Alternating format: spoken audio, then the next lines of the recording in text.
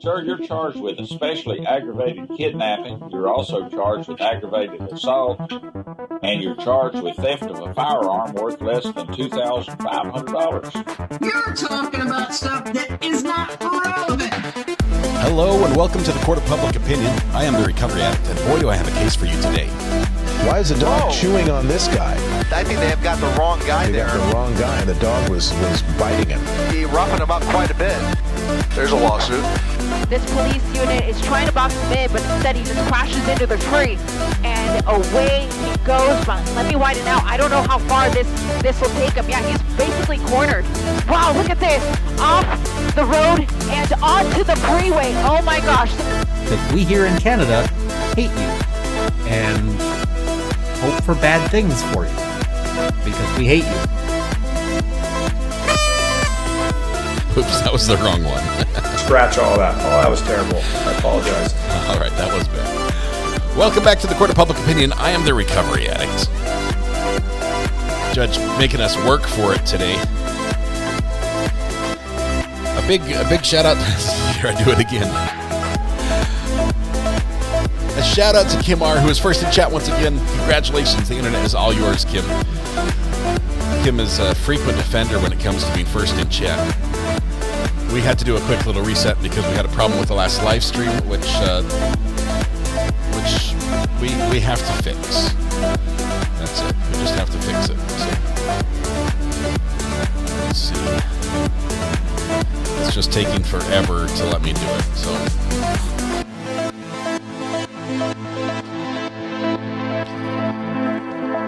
All right. We're back.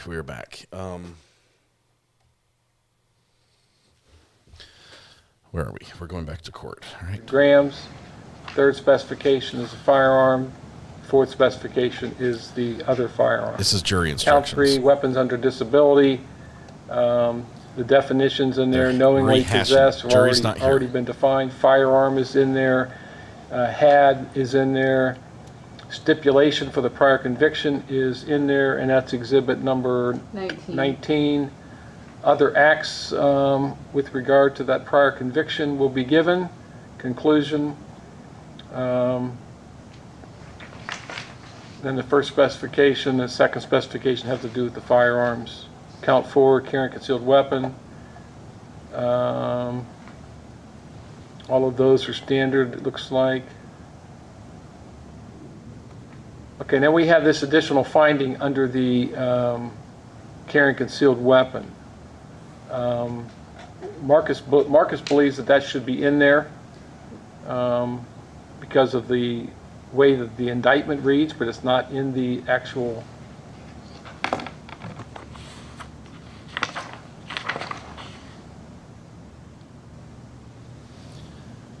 I have to wait for the live stream to finish being processed before it can. I mean, it certainly doesn't hurt to keep it in there. Yeah, no, I agree. The way the indictment, it does set it out in a part. I mean, I know you guys talked about it being an element, but the way the indictment reads, I think that it should stay in there. I think that probably enhances it from a... Josh, you have anything on that? I have nothing on that, Your Honor. All right, so I'm going to leave it in. I'll defer to the court. Then the first and second specification, and then count 5 is the improper handling. Cindy, thank you so much. Nothing in there that's out of the ordinary. And then the specifications, the 2 specifications to that count. Is there anything else then you guys can think of? Any other than the constructive possession? Anything else? Any other objections, Josh? No, Your Honor. Mr. Nicholson, anything else? No, Your Honor. All right, very good. I'll make a few changes here, and then I will print them right now. I'll give you a handwritten copy then before we start that. All right, let's go off the record. Take a break. All right, we get a brief break here. You're not going to have me keep the guns, am I correct? You're not going to give the jury the... We're not going to send the guns back, are we? So we have photographs of them. Yeah, they're all photographs. All right, Legally Blonde headed out. Possibly will call in. That would be great. She doesn't know that the court was doing their best to hide the identity of the witness that we just glimpsed. Right now, all I can do is just deactivate the stream. Let's see. Let's make it... I'm going to make that one private for right now, just so nobody can go back and pull it. And then I'll go and, once I fix it, I can make it public again. Does that work? So, unfortunately, anyone who was behind watching us just got kicked out of the stream. So, I put the video in private time. We're off the record here. Everyone's still working, getting things done.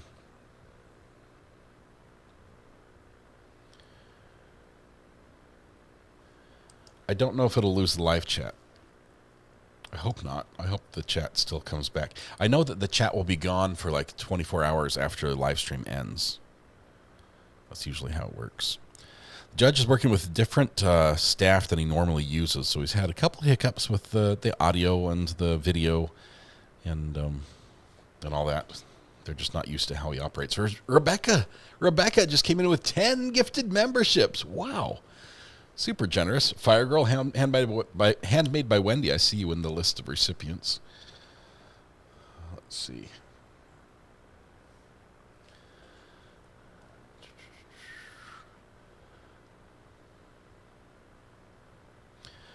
There's a lot of people watching this particular case. I can tell you that 58 people are watching the court stream right now. So it could come from a million different places. But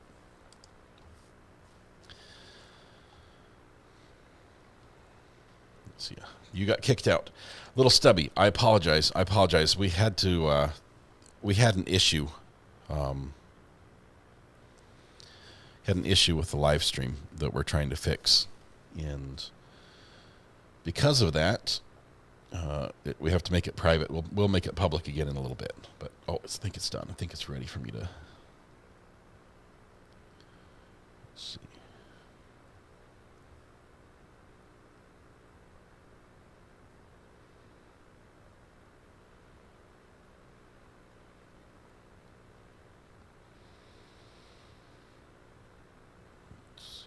Let's see. It's right at the end.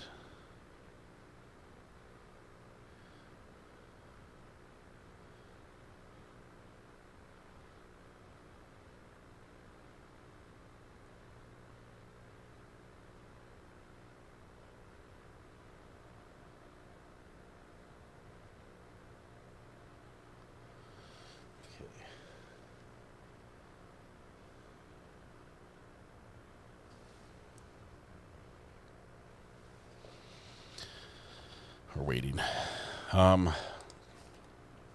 We're back here. Most of us.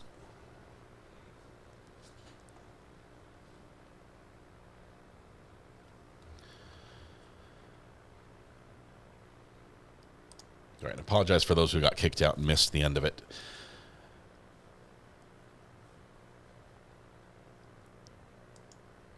And I did have to privatize it. The judge showed somebody you shouldn't have, and I've got to cut just it's like 3 seconds out of the video where the automatic cameras cut to show a witness that wasn't supposed to be shown because they're undercover, and although the likelihood of somebody up in the area that is involved in the drug trade is watching our channel, and it's very low, we still respect that, and as respectful court watchers, I'm going to do what I can to improve the the safety of officers working in a dangerous job. So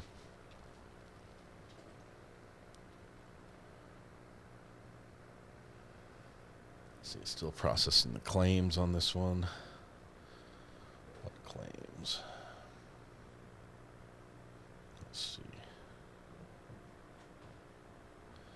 See if it'll let me just blur the face.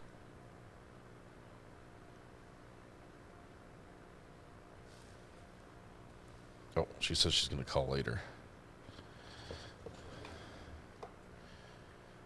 Oh my goodness. Oh my goodness. Legally Blonde has sent some drawings.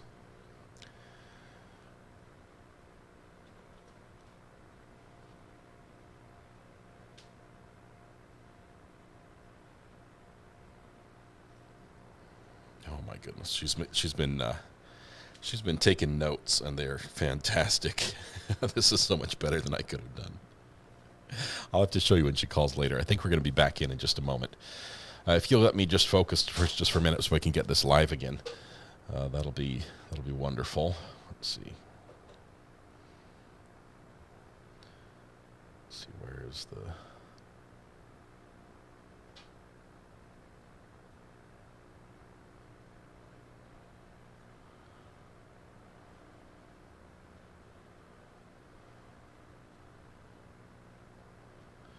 Got to find the moment in question. I think it's right back here. Okay.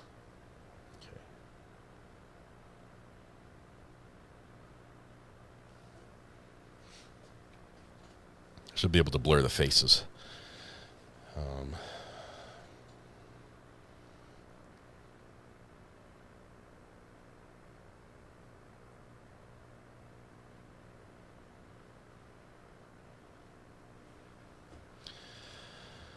He poured 3 or 4 times. It flashed back and forth. I tried to cut to another screen. When I cut back, it cut back to him again. Yeah, so we're gonna either just cut it all out. I think YouTube will give me the option to blur the face, which should be enough.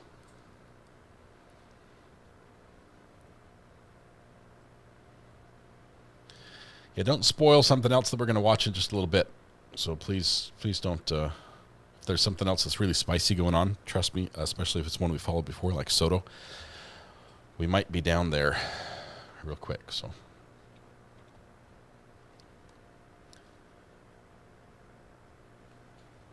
oh man, no way. It's going to detect all the faces in the entire video.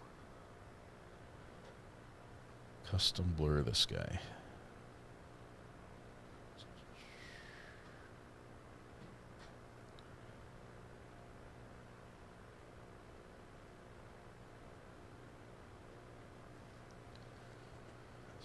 Oval.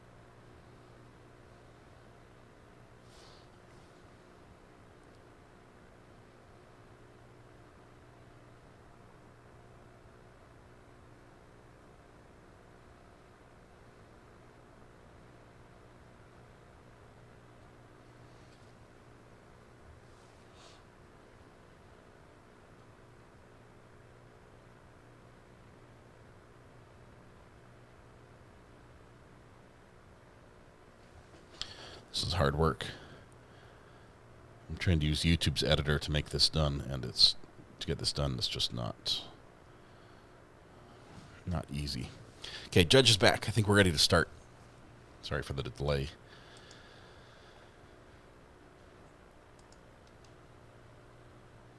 I can. I was just trying to keep the image in so we get the answers, in case there was any audio. But we're back. We're back. All rise.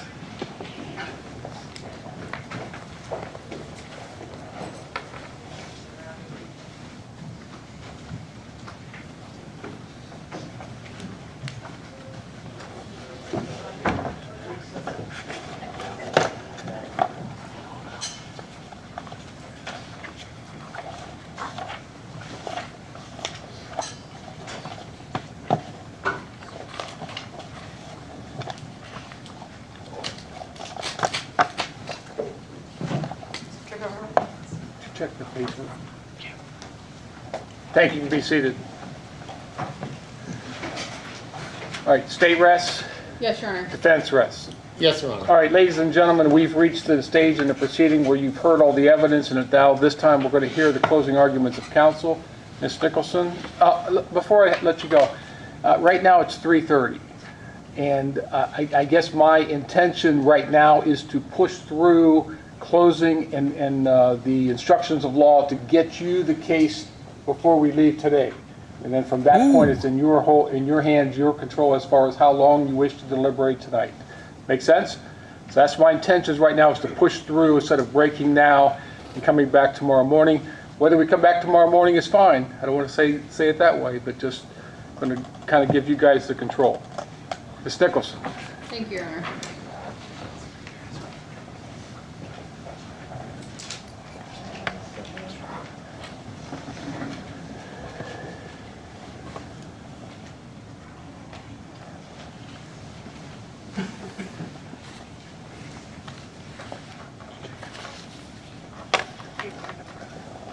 Ladies and gentlemen, you've now heard all of the evidence in this case. I told you at the beginning, this is not complicated. The court is going to give you the instructions of law. I want to walk through those quickly with you, but I'll ask you just to use your common sense. None of this is complicated. Court's going to read you count 1. Aggravated trafficking in drugs. That the defendant knowingly prepared for shipment, shipped, transported, delivered, prepared for distribution, distributed methamphetamine when he knew or had reasonable cause to believe that that was intended for sale or resale by himself or another person. Well, he was pulled over with it at his feet after Detective Spannel watched a hand-to-hand transaction occur up in Dayton. He's pulled over. He says, I have a pound of meth at my feet. He, in fact, has a pound of meth at his feet. And then he tells Detective Spannel, I'm going to sell it to a guy in Middletown. You're going to be asked for the additional finding of whether the amount of the drug involved equaled or exceeds 100 times the bulk amount. You're going to have the lab report back with you. And it tells you that the bulk amount of methamphetamine is 3 grams.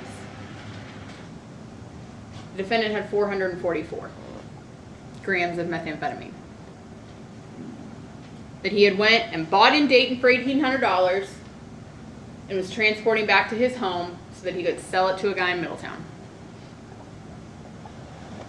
It's that straightforward, ladies and gentlemen. Then you're going to have a number of specifications on top of the additional finding. The first specification is going to be whether he had a firearm on or about his person or under his control while committing the offense. He had 2. He had 1 in the glove box that he tells Detective Spannel he put there, and then there's 1 behind the glove box that he tells Detective Spannel he put there and forgot about. He had access to both of those. It's that simple. It was on his person or so near the defendant as to be conveniently accessible and within his immediate physical reach. You can see all of that on the body cam. Specification number 2 is whether the amount of the controlled substance equals or exceeds 300 grams. He had 444. The next 2 specifications relate to the 1 to each of the firearms, that he was the owner and or possessor of a gun with this serial number, which was contraband, and or property derived from or through the commission or facilitation of the offense, and or was the instrumentality of the offender used or intended to be used in the commission or facilitation of the offense. He's a convicted felon. Can't have a firearm. Contraband.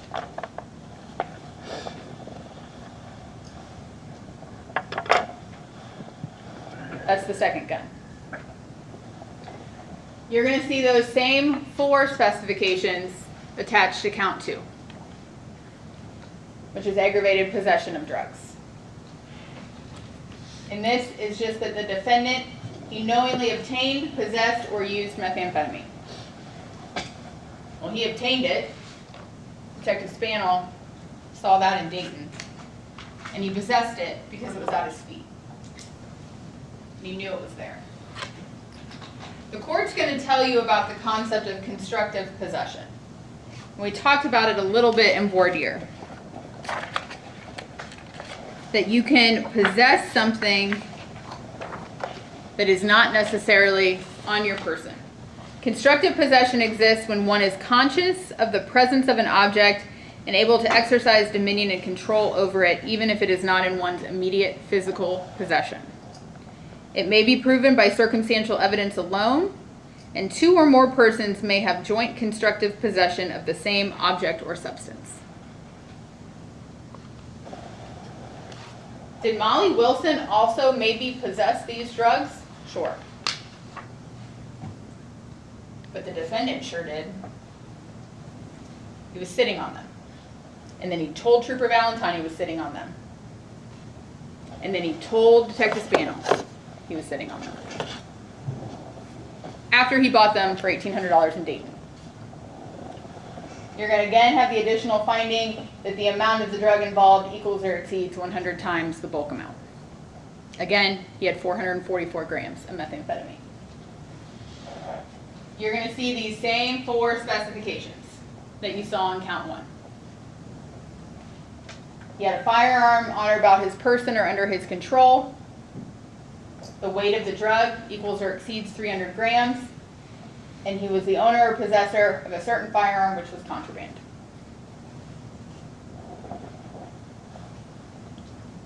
Count 3, having weapons under disability. The defendant knowingly acquired, had, carried, or used a firearm when he had been convicted of a felony offense of violence. You'll have State's Exhibit, or the Exhibit 19 back with you. It's the defendant's prior conviction. He's a convicted felon. He had 2 firearms. And he told Detective Spannel that he had it on his person and he put it in the glove box and he was getting stopped. Because he knows he can't have them. He likes to collect them. He has it for safety. Doesn't matter. He knew, he carried, he had. It's that simple, ladies and gentlemen. All right. Don't sit down. The court's going to give you a lot of definitions as they read the instructions of law to you. Most of it is common sense. You're going to, again, have the 2 specifications that he was the owner, possessor of a certain firearm, which was contraband. Count 4, carrying a concealed weapon. The defendant knowingly carried or had a handgun concealed on his person or ready at hand, and it was loaded, or the defendant had ammunition ready at hand. You saw the trooper unload the firearms. One of them was chambered and ready to fire.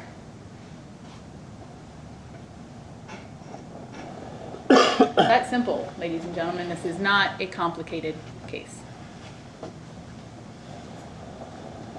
Ready at hand means so near as to be conveniently accessible and within immediate physical reach. He had 2 of them ready at hand.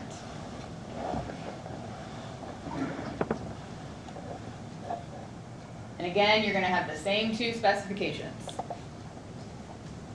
He was the owner possessor of a certain firearm, which was contraband. And count 5, improperly handling a firearm in a motor vehicle. If the defendant knowingly transported or had a loaded firearm in a motor vehicle in such a manner that it was accessible to the operator or any passenger without leaving the vehicle. It was literally at his hand. And he put it there. That's what he tells Detective Spannel. He tells Trooper Valentine he knows it's there.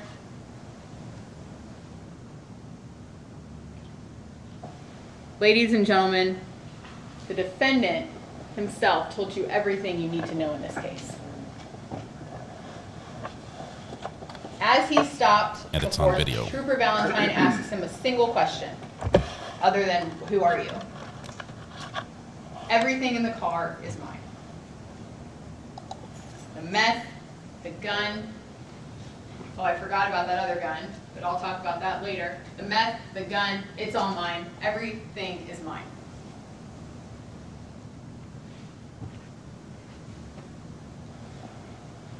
I suggest to you that no one would take ownership of that kind of material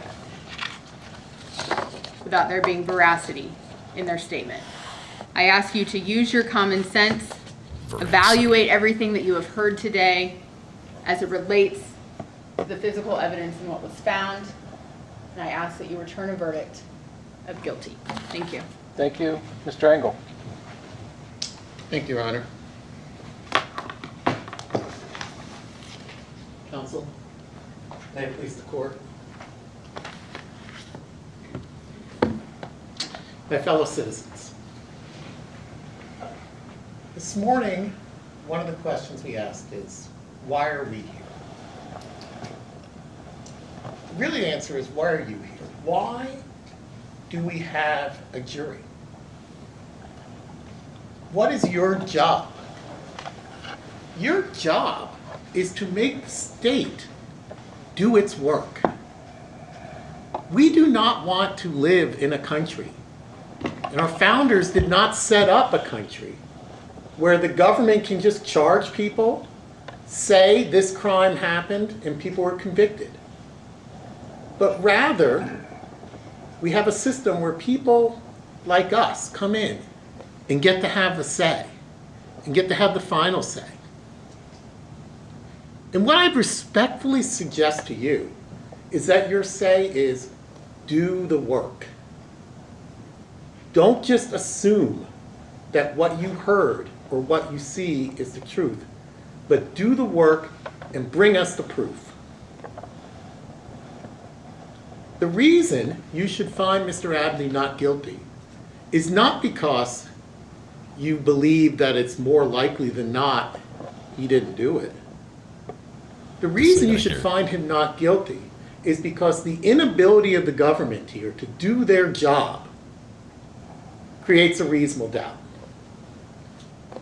Here's what I mean by that. Walk me through that one. The prosecutor said no one would take ownership of the drugs and the guns without veracity. That's not right. No one would take ownership of guns and drugs unless they had a good reason to do so. And the reason for him to do so was apparent on that tape. He keeps saying to Molly, his fiancée, I love you, I love you. He's willing at that moment to take the hit to try to get her out of trouble. And what happens? The trooper, the detective, they just figure, hey, we got it. Open and shut case, no problem. He said it's his. We don't need to do anything to corroborate his statement or show whose drugs those are. They could have done fingerprints. They didn't do that.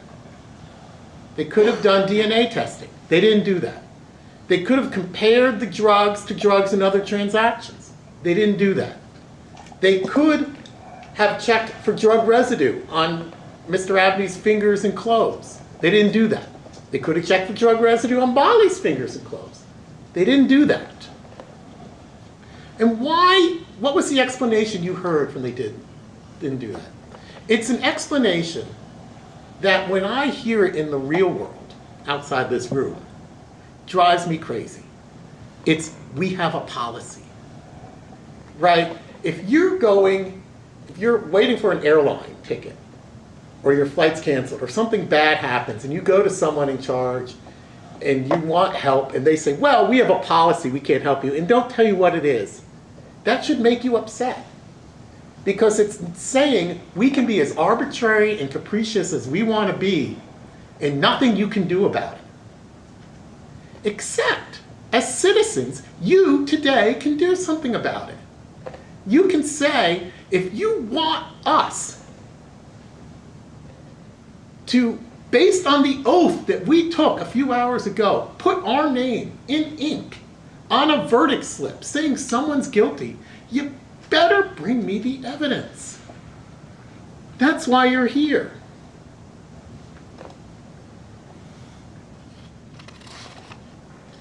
So let's be clear. There's a lot of reason to believe these are all Molly's drugs. It's right there in black and white. They told you who was the person who was there. They told you Molly had a history of drug trafficking. They told you they had witnessed her involved in a drug trafficking transaction previously. They told you that she had a history of carrying concealed weapons. And they were very clear about whose case this was, who they believed was the drug trafficker. Because on the evidence submission forms that you're going to get to see, whose name is it? Molly Wilson's. Whose name's on that form? Molly Wilson. Whose name is on the other form? Molly Wilson. When they sent everything to the lab, whose name are on the lab reports? Molly Wilson. You will scan these documents with as fine a comb as you own, and you will not find Mr. Abney's name there. Because he was not the drug trafficker. He was trying to take the hit for his girlfriend, the person he loved. Maybe that's admirable. Maybe it was stupid. I don't know. I'm not in his head. I'm his lawyer. I'm not his priest.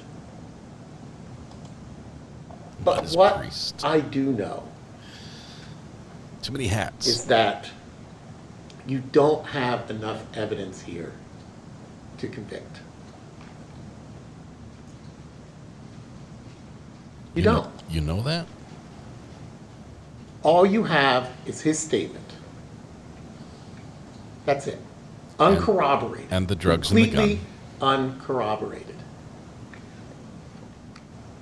And so the message that you send by writing not guilty on the form is that we, the people, are going to make the government do their work. And so that's what I'm asking you to do today. That is your duty today. That is the best thing you can do as an American today. Ms. Nicholson.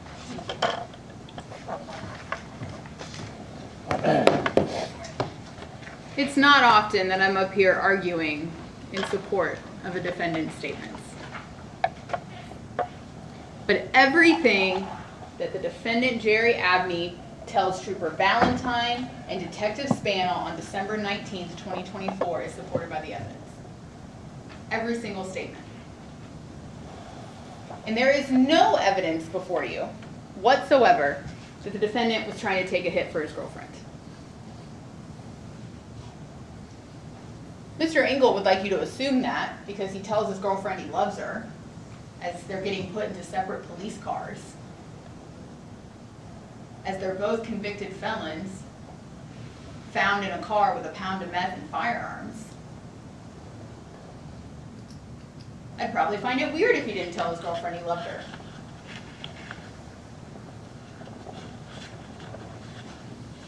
But that alone is not evidence that he's merely trying to take the hit and shield her. I submit to you, when he told Detective Spannell that she doesn't prep the drugs, she doesn't help him prepare it to be trafficked, that was him trying to shield her. Maybe. But you heard Detective Spannell. He didn't take everything Jerry Abney said at face value. He didn't take everything Molly Wilson said at face value. because this was their operation. But Molly Wilson's not on trial today. Jerry Abney is. And so the question before you is Jerry Abney guilty of aggravated trafficking in drugs?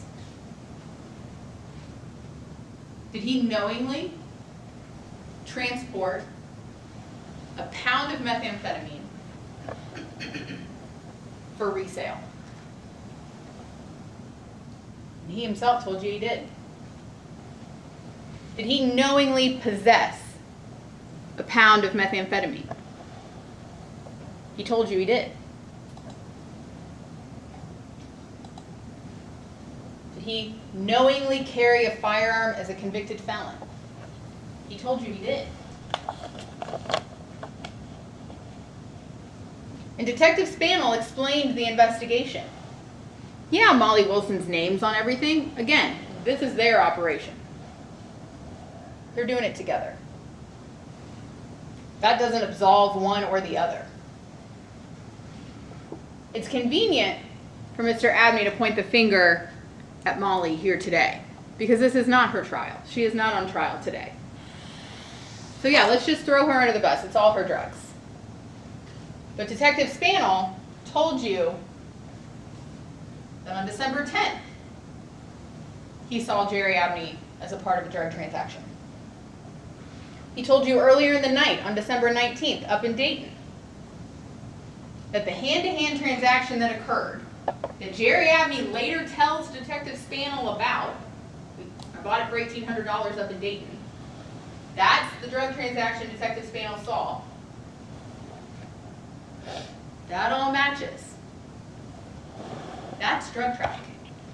And that's Jerry Abney being a part of it. The defense wants you to look at everything law enforcement didn't do. Touch DNA. Detective Spannell said that's not even a thing the labs will do. Fingerprints. Well, Detective Spannell saw a hand-to-hand happen at the passenger window. So even if, let's say, for argument's sake, Jerry didn't have anything to do with that transaction, he may have touched that bag.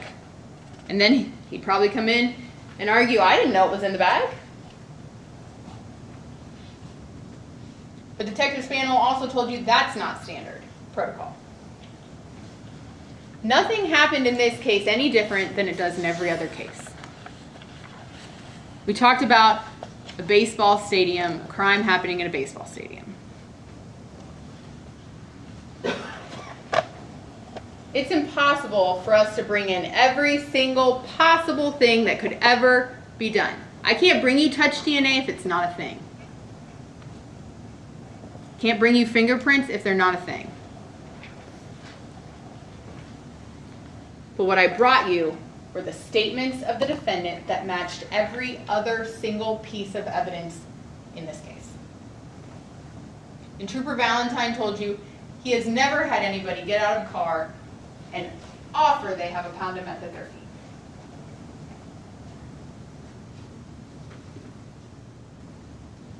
Because you don't take ownership of drugs like that if they're not yours.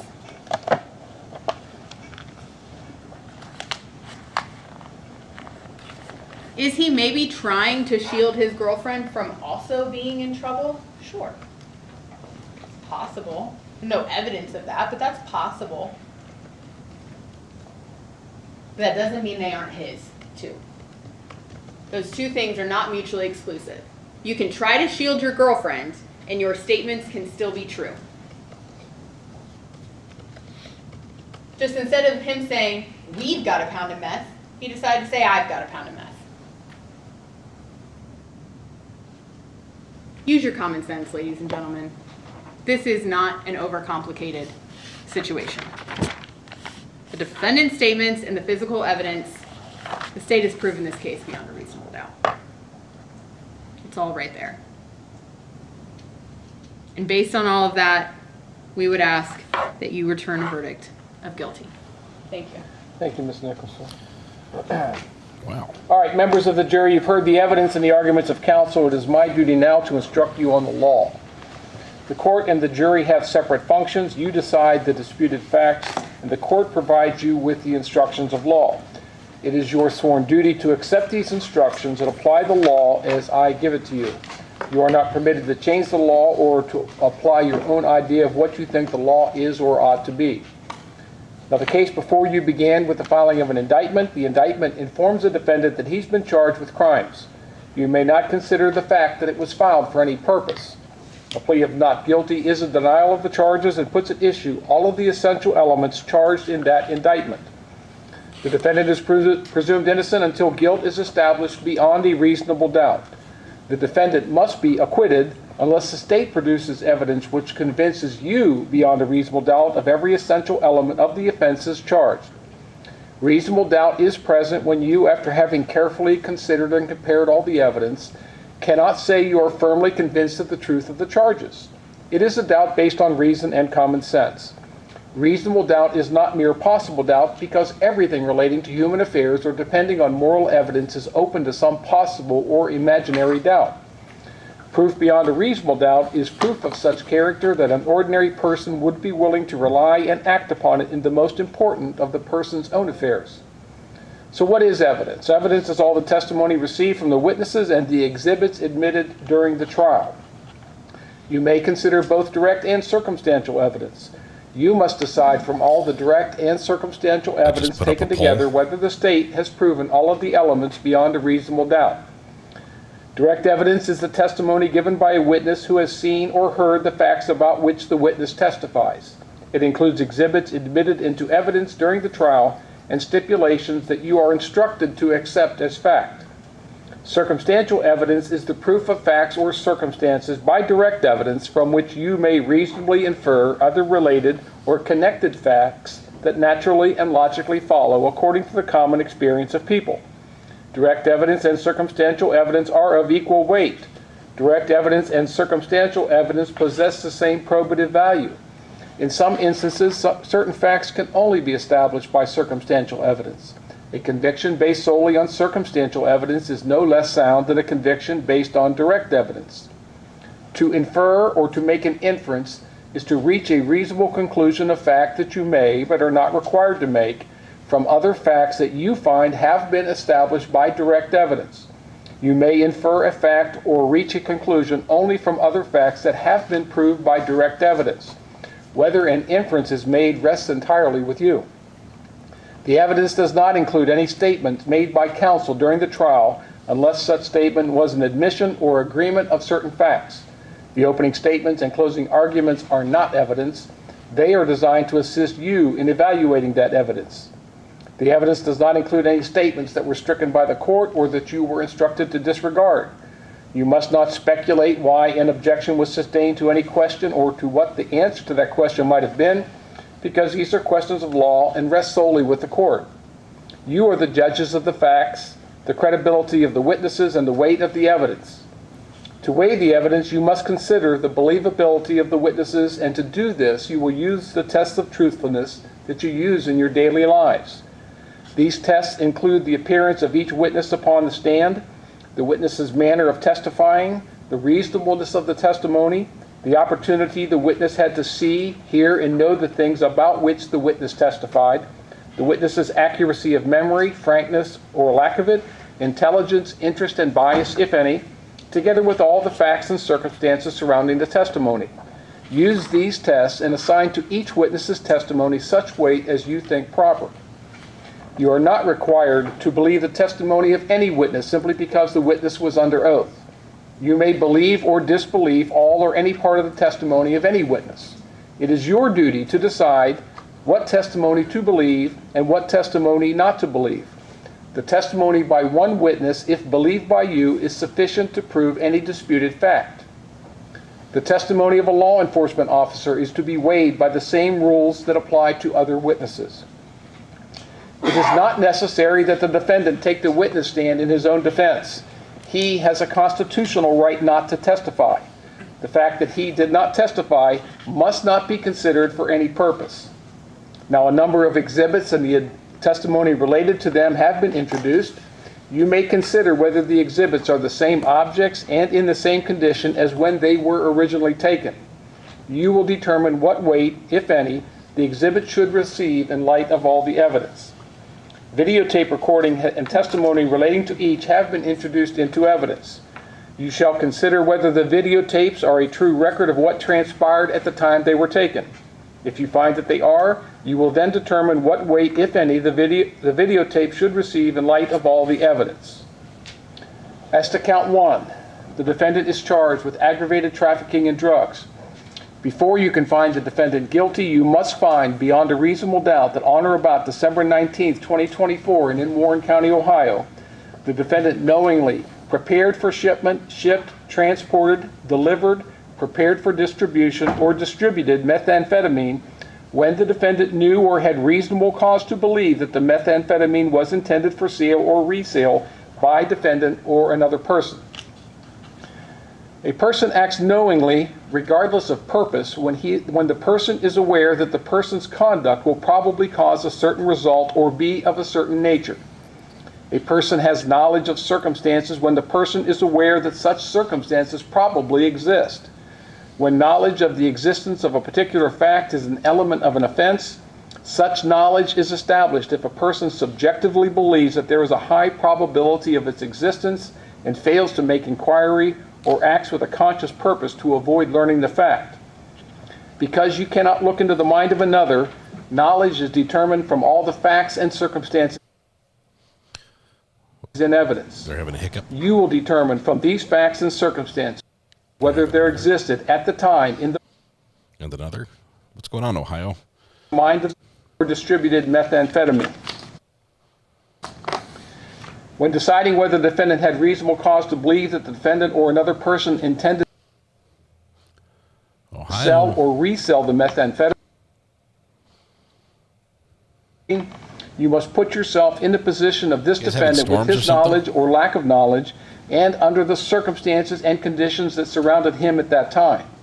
You must consider the conduct of the persons involved and decide whether their acts and words and all the surrounding circumstances would have caused a person of ordinary prudence and care to believe that the defendant or another person intended to sell or resell the methamphetamine.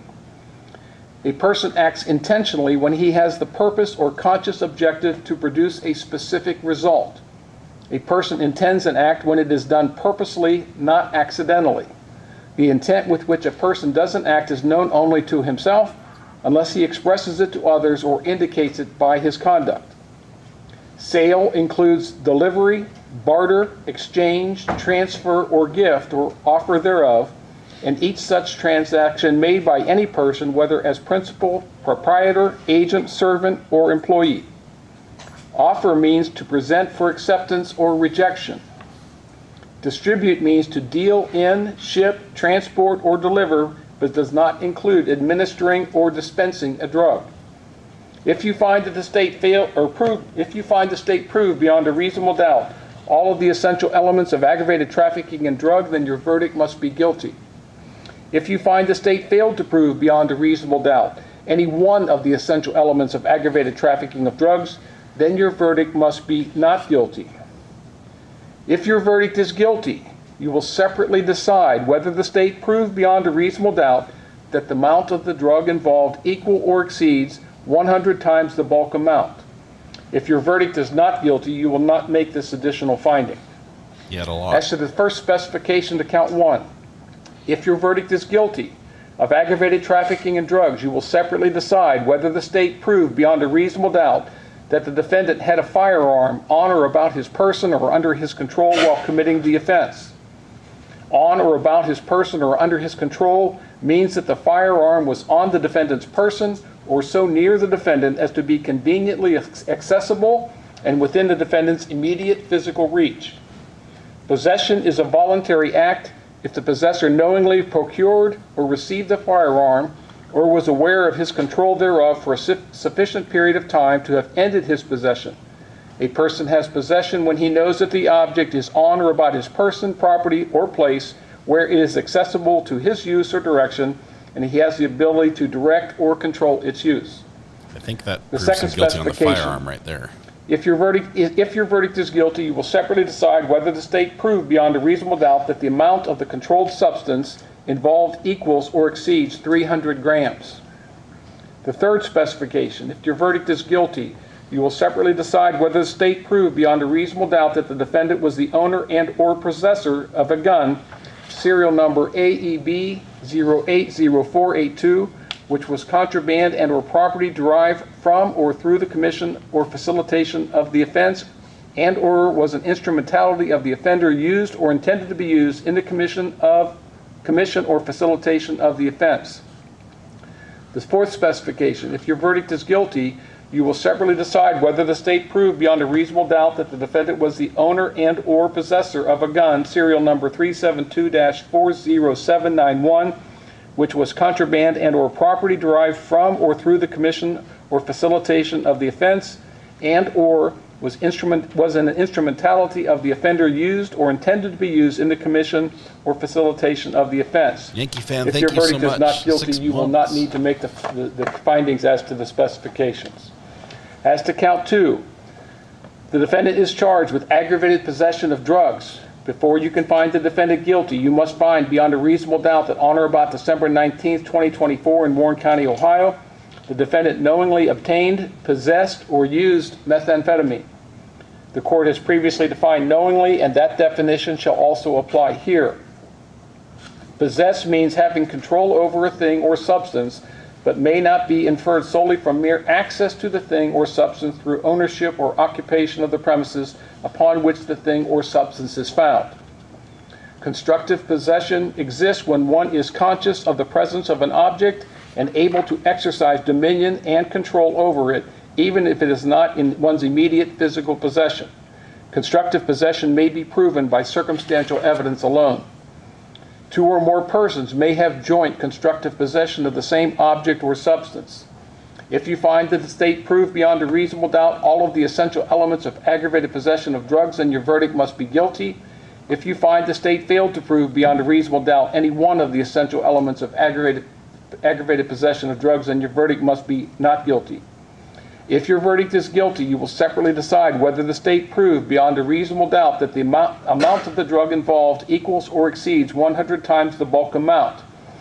If your verdict is not guilty, you will not decide this additional finding.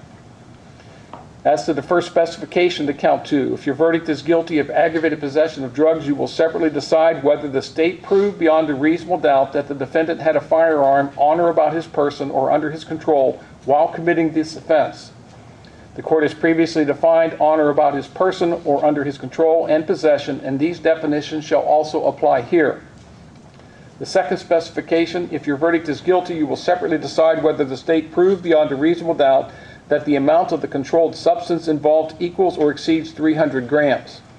The third specification, if your verdict is guilty, you will separately decide whether the state proved beyond a reasonable doubt that the defendant was the owner and or possessor of a gun. Again, the serial number is listed there, which was contraband and or property derived from or through the commission or facilitation of the offense, and or was an instrumentality of the offender used or intended to be used in the commission or facilitation of the offense. The next specification to count 2, if your verdict is guilty, you will separately decide whether the state proved beyond a reasonable doubt that the defendant was the owner and or possessor of a gun. This is the other gun's different serial number, which was contraband and or property derived from or through the commission or facilitation of the offense, and or was an instrumentality of the offender used or intended to be used in commission or facilitation of the offense. As to count 3, the defendant is charged with having a weapon while under disability. Before you can find the defendant guilty, you must find beyond a reasonable doubt that on or about December 19, 2024 in Warren County, Ohio, the defendant knowingly acquired, had, carried, or used a firearm when he had been convicted of a felony offense of violence. Did they prove his record The court already? has previously defined knowingly and possessed, and those definitions shall also apply here. Firearm means any deadly weapon capable of expelling or propelling one or more projectiles by the action of an explosive or combustible propellant.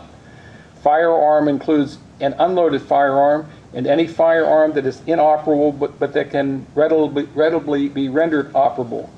Had means possessed. Now the defendant stipulates that he was previously convicted of burglary on or about January 29, 2015 an offense that prohibited him from acquiring, having, carrying, using a firearm as identified in Court's Exhibit 19. The state still must prove beyond a reasonable doubt that the defendant knowingly acquired, had, carried, or used a firearm at the time of the offense alleged in the indictment. Now, evidence has been received now that about the commission of crimes other than the offenses with which the defendant is charged in this trial. That evidence was received only for a limited purpose of proving that the defendant was under a legal disability which prevented him from possessing a firearm. The evidence about the commission of crimes other than the offenses with which the defendant is charged in this trial cannot be considered for any other purpose than the purpose identified above, to wit, the limited purpose of proving legal disability. It was not received, and you may not consider it to prove the character of the defendant in order to show that he acted in conformity with that character or in accordance with that character. It does not follow from the defendant's past acts that he committed the particular crimes charged in this case. The state has the burden of proving each element of the particular crimes currently at trial beyond a reasonable doubt. The state cannot satisfy its burden merely by implying that the defendant committed these crimes because his other acts suggest a propensity to commit crimes. If you find the state proved beyond a reasonable doubt all of the essential elements of having a weapon while under disability, your verdict must be guilty. If you find the state failed to prove beyond a reasonable doubt any one of the essential elements of having a weapon while under disability, then your verdict must be not guilty. The first specification to count 3.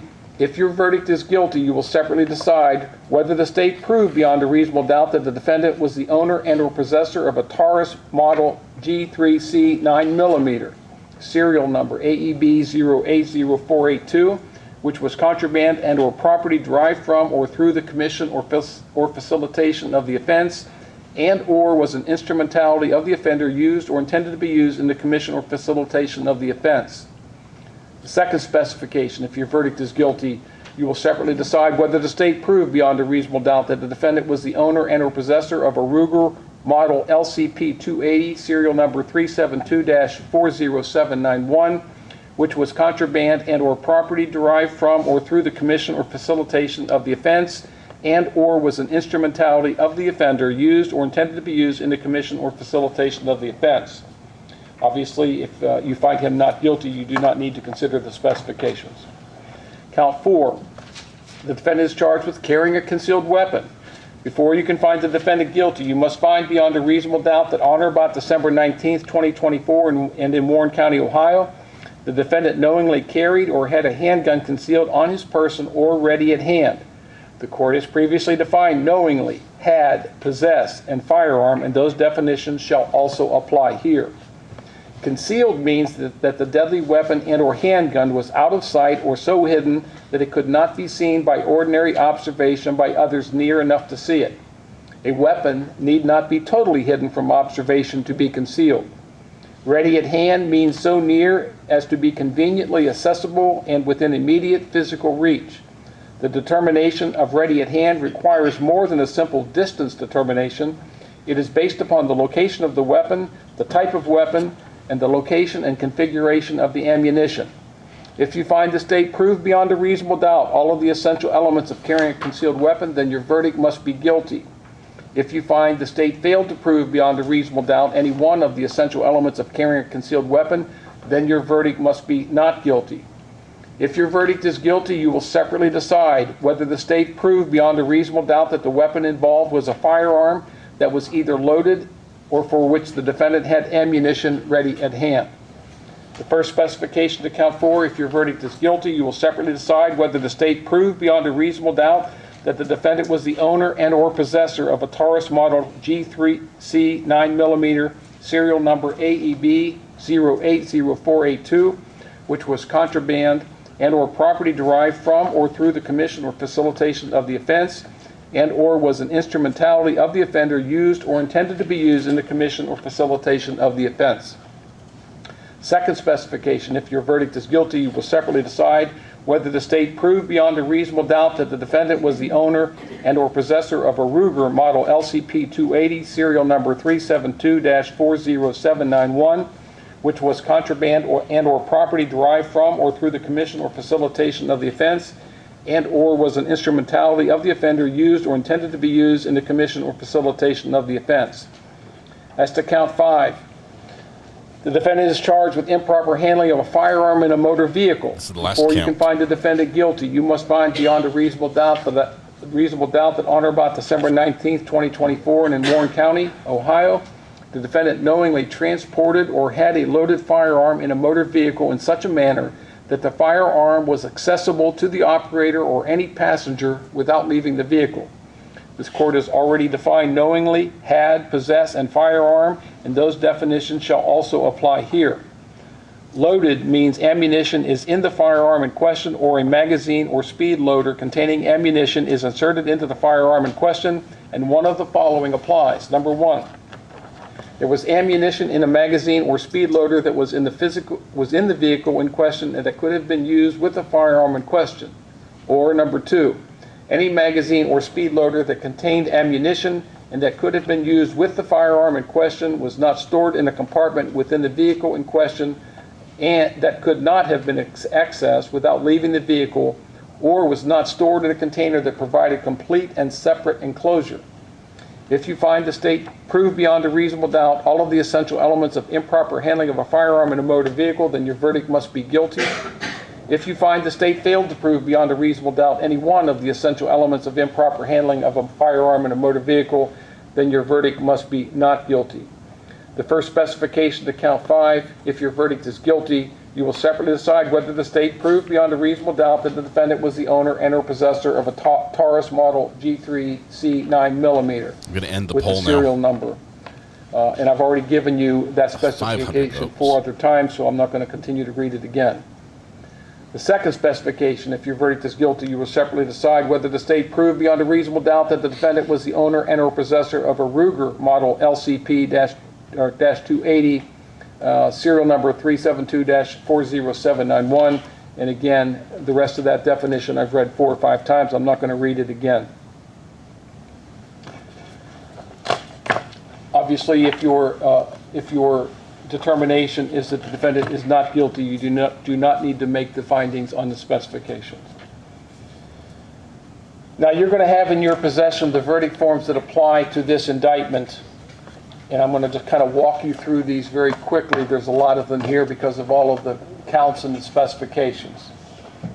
So I'm going to go through the first of those. So as to count 1, if you find the state proved beyond a reasonable doubt all of the essential elements of aggravated trafficking in drugs, you simply circle the word guilty, and you each must sign on the line that corresponds with your juror number, and it must be signed in ink.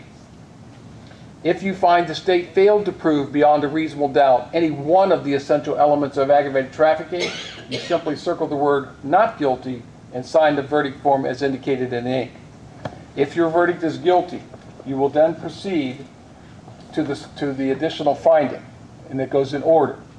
So on the additional finding of count 1, it's whether or not the amount of the methamphetamine involved was or was not equal to or in excess of 100 times the bulk amount.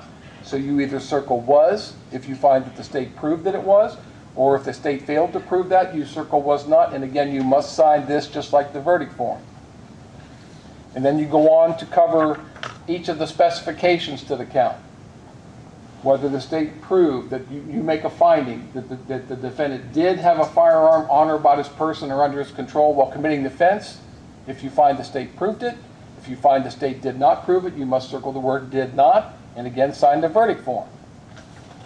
And then there's one for each of the specifications, and you just read it and go through it the same way. There are 4 specifications plus the additional finding to count 1. Count 2 is the same way. And there are some directions down here on the verdict form too. So you go through that, you go to the additional finding, you go to the specifications, then you move on to count 3. Anytime that you find the defendant not guilty of any one of the counts, you do not need to do the additional finding or the specifications to that count. Now, when you go into the jury room, your first function will be to select one of your number to serve as a foreperson. The person that you select to preside over your deliberations does not have greater power, nor does that person's vote have any more importance than the others. he or she serves the purpose of helping to conduct your deliberations in an orderly manner and to give each of you the opportunity to express your opinions. One additional duty of the foreperson is to make sure that the verdict forms are returned to the courtroom after you have reached your verdicts. Your initial conduct upon entering deliberations is a matter of importance. It is not wise to immediately express a determination or to insist on a certain verdict, because if your pride is aroused, you may hesitate to change your position even if you later decide you are wrong. Consult with one another, consider each other's views, and deliberate with the objective of reaching an agreement if you can do so without disturbing your individual judgment. Each of you must decide this case for yourself, but you should do so only after a discussion and consideration of the case with your fellow jurors. Do not hesitate to change an opinion if convinced it is wrong. However, you should not surrender honest convictions in order to be congenial or to reach a verdict solely because of the opinions of other jurors. It may be difficult to remember all the evidence or the law. If you disagree as to the evidence, you should try to resolve the issue based on the collective memories of the jury. If you disagree about the law, refer to the written jury instructions which you will have with you in the jury room. If you're still unable to resolve the issue, the court may, under certain limited circumstances, furnish such information. If you have a question, it should be reduced to writing so there's no misunderstanding as to what you request. Deliver the question to Justin, who will submit it to the court. Do not include the status of your deliberations in any question you might submit. You are not permitted to discuss or consider the subject of punishment. Your duty is confined to the determination of the guilt or innocence of the defendant. In the event you find the defendant guilty, the duty to determine the punishment is placed by law on the court. Furthermore, in reaching your verdicts, in this case, you must not be influenced by any consideration of sympathy or prejudice. It is your duty to carefully weigh the evidence, to decide all the disputed questions of fact, to apply the instructions of law according to your findings, and to render your verdicts accordingly. In fulfilling your duty, your efforts must be to arrive at just verdicts. Consider all the evidence and make your findings with intelligence and impartiality, without bias, sympathy, or prejudice, so that the state of Ohio and the defendant will feel that the case was fairly and impartially tried. If during the course of the trial the court has said or done anything that you consider an indication of the court's views on the facts, you are instructed to disregard it. The judge must be, and I sincerely desire to be, impartial in presiding over this and every other trial. Since you'll have a copy of these instructions with you in the jury room, it is very important to bear in mind that no one part of these instructions is any more important than the other parts. The court cannot embody all law in a single part of these instructions. Only when they are considered as a whole do you have complete instructions of law applicable to this case.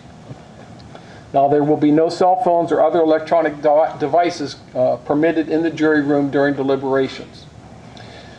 Jurors selected as alternates are not permitted to participate in the jury's deliberations unless one or more of the regular jurors is unable to complete his or her service due to illness or other misfortune.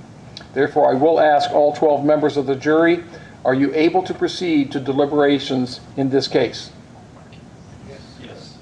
Ms. Weaver, while the 12 members of the jury have indicated they are able to proceed to deliberations at this time, Justin's going to get your contact information and we will contact you if needed. At this time, you are still bound by my previous instructions. Do not discuss the case with anyone or permit anyone to discuss it with you or in your presence. Do not disclose to anyone how you would have voted. If I need you to return, Justin will get in contact with you. Otherwise, Justin will advise you of the verdict once it is publicly announced. And at that time, you will be released from these instructions. So just a few more minutes and we'll have someone show you out, okay? All right, now the court's going to place in your possession the exhibits and the verdict forms. The foreperson will retain possession of these records, including the verdict forms, and return them to the courtroom. The foreperson will see that your discussions are orderly and that each juror has the opportunity to discuss the case and to cast his or her vote. Otherwise, the authority of the foreperson is the same as any other juror. Additionally, I would ask that the foreperson make sure the blinds in the jury room are closed at all times. Close the Now, blinds. until your verdicts are announced in open court, you are not to disclose to anyone else the status of your deliberations or the nature of your verdicts. After your verdicts are returned, you may discuss this case and your experience as a juror with anyone, but are not required to do so. So after you retire, select a foreperson. Whenever all 12 of you agree on a verdict, sign the verdict forms in ink as indicated. Advise Justin by using the buzzer in the jury room. You will then be returned to the courtroom for the public announcement of your verdict. All right, Ms. Nicholson, is there anything else? No, Your Honor. Mr. Engel? No, Your Honor. All right, very good. Justin, take them back to the jury room to begin deliberations. In the dark with the blinds shut. As the jurors go out, we're going to start the verdict clock, which we have up on the screen. Give them just a second. There's not much evidence to go with them. Basically, they've got pictures of guns, a big bag of meth, and that's it. All right.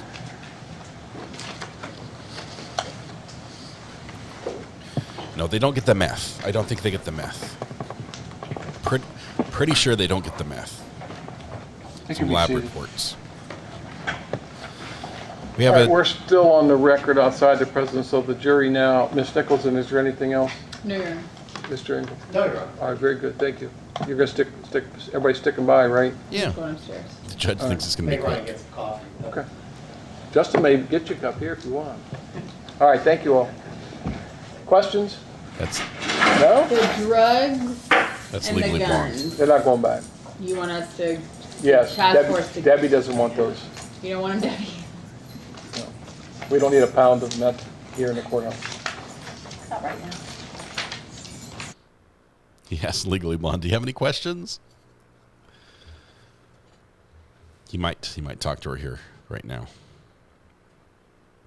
as he is prone to do, as shown in different trials. We're waiting for Legally Blonde to call in, so we'll see. Welcome, Trial TV. Where are you at? Boot. Hey, Trial TV Live made this verdict watch clock. I'm only showing part of it. There's a whole screen. There's like all this stuff is part of it here. A lot of it's just tools that I use to make sure it's accurate and on time and the right counter, and then I can correct it and everything. But it is absolutely amazing. Thank you very much, Trial TV Live, for making this clock. You knew that I was looking for one, and he called me up and said, "Hey, we've got something for you."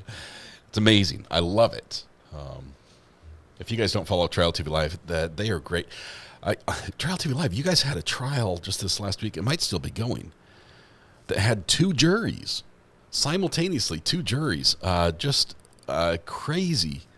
I've never, ever seen something like that. And it had some issues as well. We'll have to figure out what happened there. Roni, when does my courthouse turn pink? 24 months. It's at the 2-year mark. So you're so close. You're getting there. Let's see. We had 4 verdicts in 1 week. Oh, my goodness.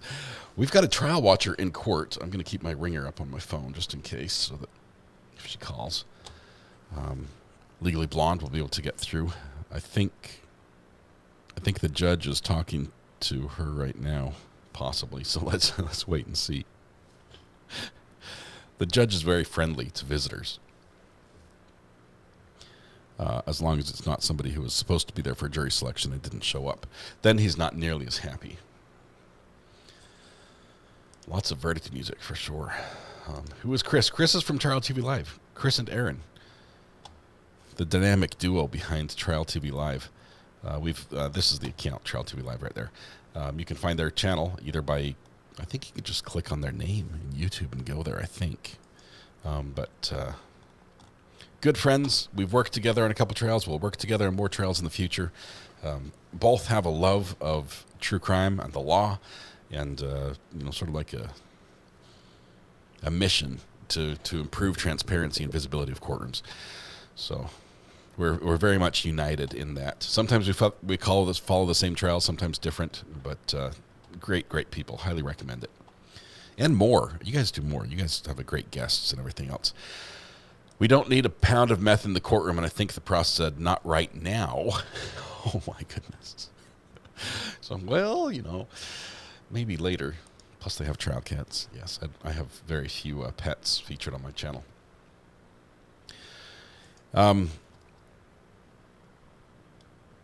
Lots of criminals, so little time. You almost have to choose which one you want,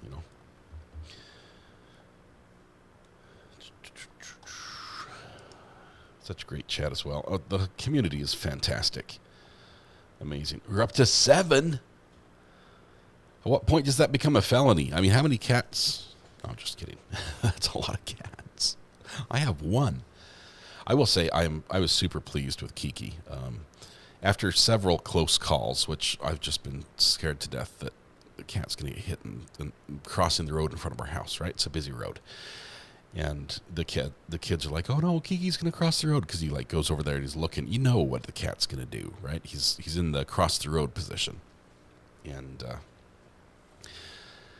Kiki now will go out to the park strip next to the road, in between 2 trees, and lay down and just wait until there's no sound. There's no cars, no tires on the road sound. I mean, even an electric car puts out enough noise with the tire on the road. When there's no sound, he'll run across the road, and that's it. And so you can watch. You're like, oh, he's not going to go, and he'll wait for 5 minutes, 10 minutes, and then zoop, it's time to go. So he's learned. All right. Another confession while we wait for a call from Legally Blonde. I'm still shopping for things to give out on Halloween to trick-or-treaters. And now that I have 600 watts of black light that will be illuminating my entire front yard, I'm thinking something neon that glows and pops. Let me know. I was thinking, are bouncy balls like a no-no? Okay, here we go. Here she is. Call from Legally Blonde. Legally Blonde, welcome. We saw you walk out of court. The judge said, do you have any questions? And you said no, right? Well, no. Was that to you? Huh? Was he speaking to you? Oh, he was, but they didn't get it? He came back, he was like, are you sure you don't have any questions? You didn't hear what I said? No, what'd you say? Oh, shoot. I asked him where he bought his chair. No! What did he say? He said, he was like, man, that is a good question. He was like, I don't know, I don't buy my furniture. And then he asked his court clerk, and they didn't know either. Oh, no. Yeah, I'm just here to watch court and figure out where you get your chair. So, well, I said, I've been looking at it all day. It looks so comfortable. It's much better than the gallery, right? Oh, after a while, yeah. Yeah. Oh, my gosh. I did not know that they did not put Spaniel on the TV. Oh, right. Did you guys hear what they said about him? I guess you didn't, because it was after... Or did you? Did you hear what they said about him? How they didn't even recognize him when he came in. That is hilarious. I will tell you this. Don't say anything to the court. The judge made a mistake when he broke for the jury questions and came back. It did show him briefly. So we've edited that out of our stream. We've cut that out. Actually, he does know that, because he said that he was caught like when they switched from one to the other. Yeah. Yep. But I did, ironically enough, I did do a drawing of him and get ready to send it to you. Okay. And now listen, I'm no forensic artist. Oh no! I'm showing these. These are so good. Oh, did you show when I drew the jury? Not yet. I'm waiting for not yet. For you to be on the phone so you can explain everything in detail. Okay. Here we go. All right, I'm getting ready to send you Spaniel now. This is going to be good. I was... okay. All right. So, all right. I'll go while that's coming through. I'll go through my notes a little. Let me double back. I'm gonna put up your first note on the screen so we can see that right now. Go for it. Yeah. So, here's the first note we have. This is basically a photorealistic drawing of the jury and how they look. Okay, so I didn't draw the alternate, but I did write alt. Okay. And then juror 1 is everybody's grandma. Okay. And then 2 and 3 I didn't draw. I drew 4. You can't really see it, but she's pursing her lips, and her little bubble says FML.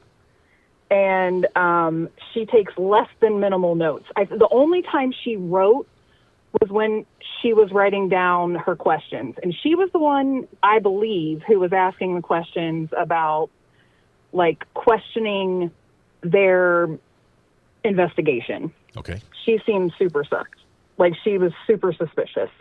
And then Juror 7 is the one, he has his arm up, and he's just looking over like, okay. And then Juror 8 it says there he's everyone's critic. He's the one I said where he looks like he is studying everyone. I didn't see him crack a smile, even when He's like a moment loving of levity happened. He was. He's like, I practiced my whole life for this moment. Okay, got it. He really did. He did. And then Juror 10, I believe, is the she was the teacher, I think, the one who was like, I hate drugs. Right. Right. Okay. In voir dire. Right. And then Juror 13 is the last one I drew. He's the one with the headphones, and he was the one who I think he literally wrote every word that was said. That is wild. He took all the notes. You know what? I want, if you can do me a favor. Yeah. Watch his face when the judge says that you don't get to keep your notes, and see if Well, he's already said that to them a couple times. He said that the notepads stay at the courthouse. Oh wow! But we'll see if he thinks he's going to be able to take them home with him. Wow! And then I don't know. Did you show my Spanel drawing? No. Let me pull it up here. Just one second. I've got to get the other one. Okay. Sorry.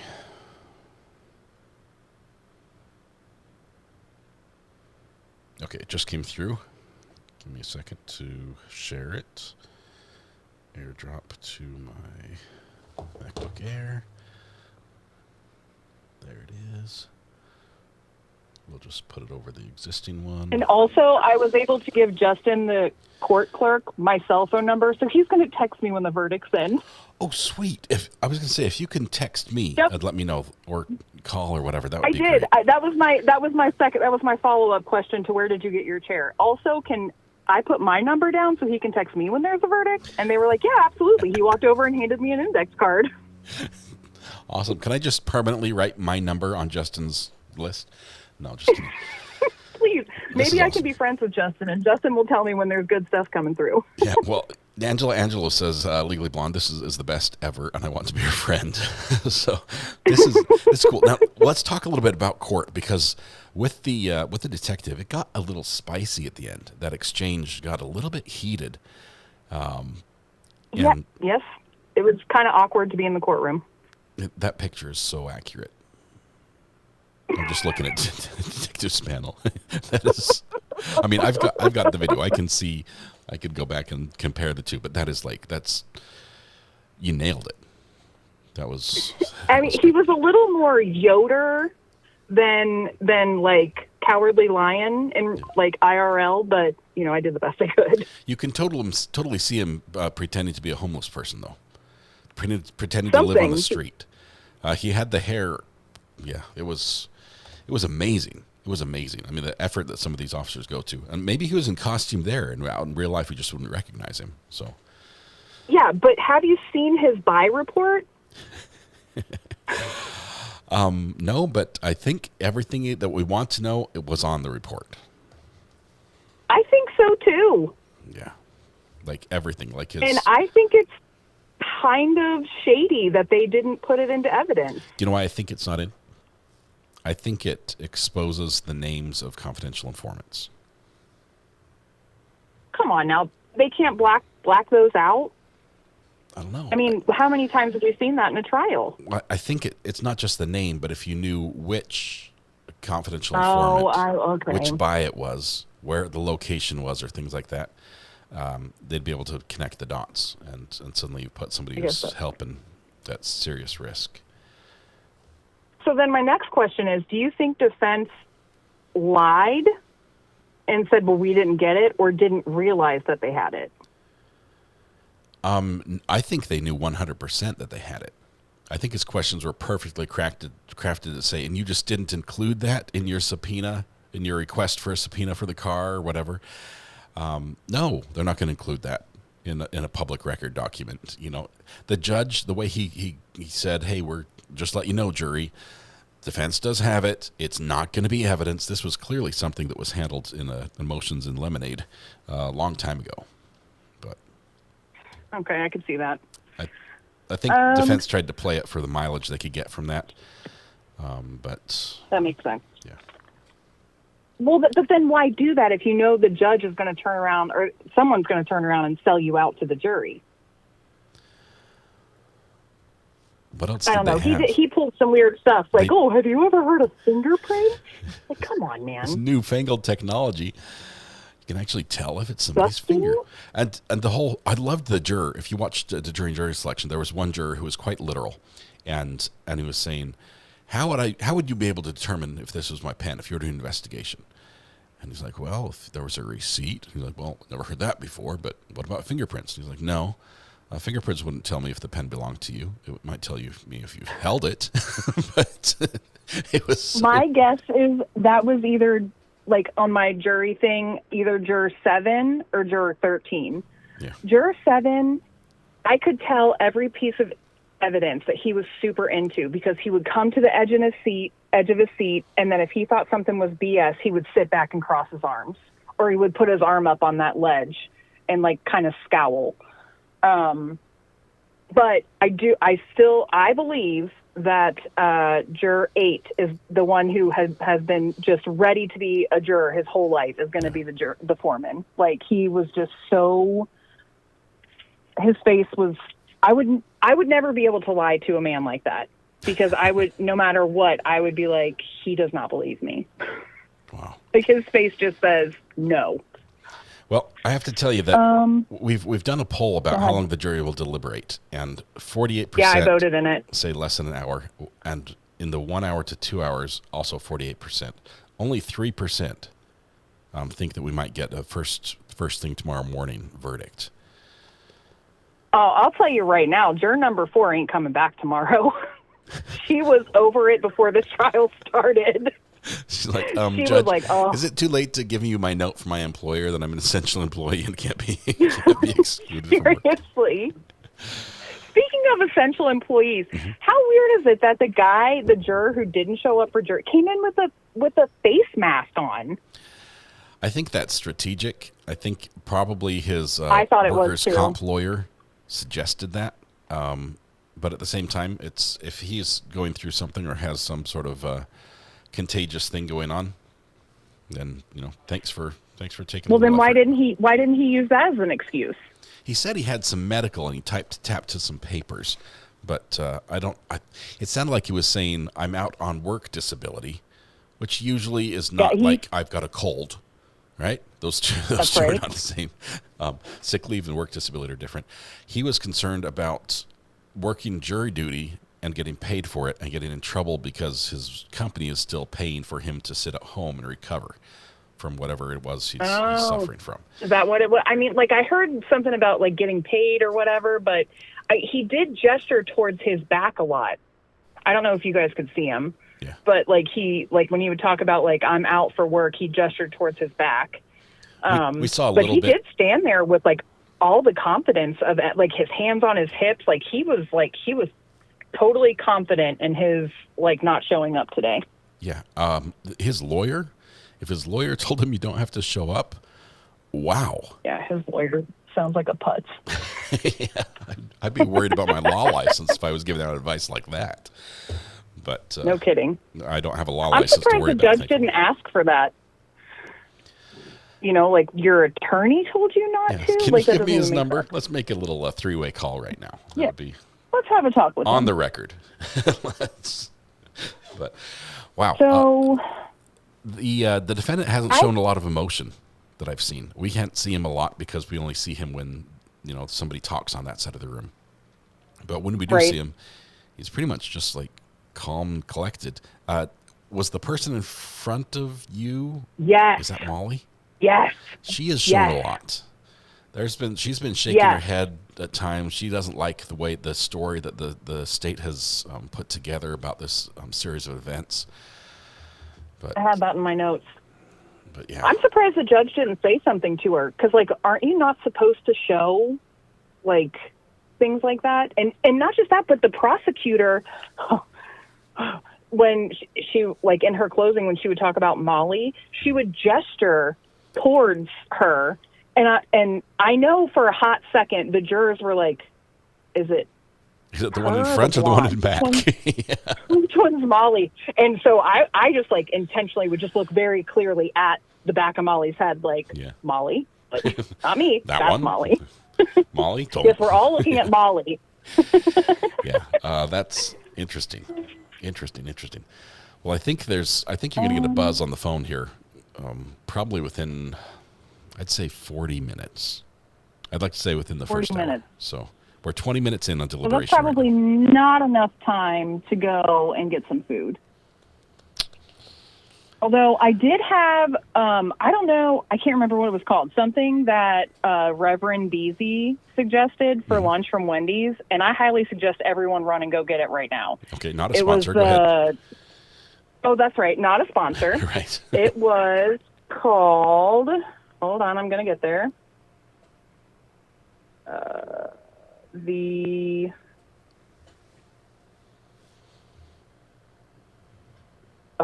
I hope she's in chat. I hope they're in chat, because if they are, then they'll be able to say it. Meal of misfortune. Yes. Oh my gosh. And the dipping sauce for the nuggets. Oh, you guys can't see me, but I literally just chef kissed in like real time. It was amazing. Amazing. What is in the meal of misfortune? Is it just a Halloween offering? Well, okay, so apparently they like doubled with the Netflix on the Wednesday stuff. And it was just French fries, nuggets, and a Frosty, but it's like a vanilla Frosty, and it has what looks like blood in it as a flavoring, but it's like some raspberry stuff. I only took a few bites because I'm on a diet. Right. And really I am. I've lost like 100 pounds in the last couple years. And then the mystery sauce was, I don't know, it was like something like spicy, but it was like maybe Indian spicy or like Mediterranean spicy or maybe Asian spicy. I don't know. It was delicious. I highly suggest everyone go get it immediately. It was very good. All right. Anything else? All the do you guys mods are have leaving questions right now about to where go to the jury Wendy's. might? So. Do you guys want to know where I think the jury's going? Yeah, I'd love to. Or do you want to? The prosecutor Okay. told them this was an easy case, that it was basically open and shut. Defense said, no, look for what's not here, and then ignore everything that is. But, she said that same thing with Ogletree. Almost that same exact thing. Like this is the second trial of hers we've watched, and both of her openings have been, different words, same method. I don't think they're as clear-cut as she thinks. Did you guys think it was? Well, I don't think they can charge him with the drugs. The drugs are going to be harder. The firearm, the way the law is written, basically right next to you and right next to you, and you knew it was there. And he, apparently between what he said on the traffic stop and what he said to the detective, he knew both guns were there. That's like a slam shot in that situation. That's what I had too. I had not guilty on the drugs and guilty on the gun charges. He did have knowledge about the drugs before the cops did. There's knowledge about the drugs. Is that enough? I think it is. And I hate how she said he was sitting on them. He wasn't. They were under his seat. That's not really a fair thing to say. He apparently to the detective said that he shoved him under the seat when he saw the cops behind him, and he shoved the gun in the glove box when he saw the cops behind him. But the buy report that the detective says basically he was all over this, and she was the minor player. So I don't know. And it's really hard to believe considering his name isn't on a single piece of paper. I thought that was really interesting. And I thought that was a good shout out by the defense attorney. Who, that don't you think he looks like the one guy from Perfect Strangers? I haven't seen it. It's an old show, like, or maybe even like an older version of Doyle from Gilmore Girls, the one who played Paris Geller's boyfriend. Anyone else? Just me?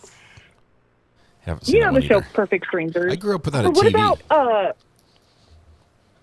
what was the, he played, Hopper? what was the one where Robin Williams came in and he was like the alien? John Lovitz? No. He does look like John Lovitz a little bit, but like the older version of the guy Balky? from Perfect Strangers. No, hold on. Cousin, just let me, Cousin Balky? hold please. Maybe, no, because he was the... I'm just naming names that the chat's putting in chat. Mork and Mindy. Yes, Mork and Mindy. But the guy who played Mork. I haven't seen it. I'm sorry. His name... Bronson Pinchot? Maybe not. Hold on. Robin Williams? No, not Robin Williams. That guy looks like my dad. I'm looking it up. Perfect Strangers. Here we go.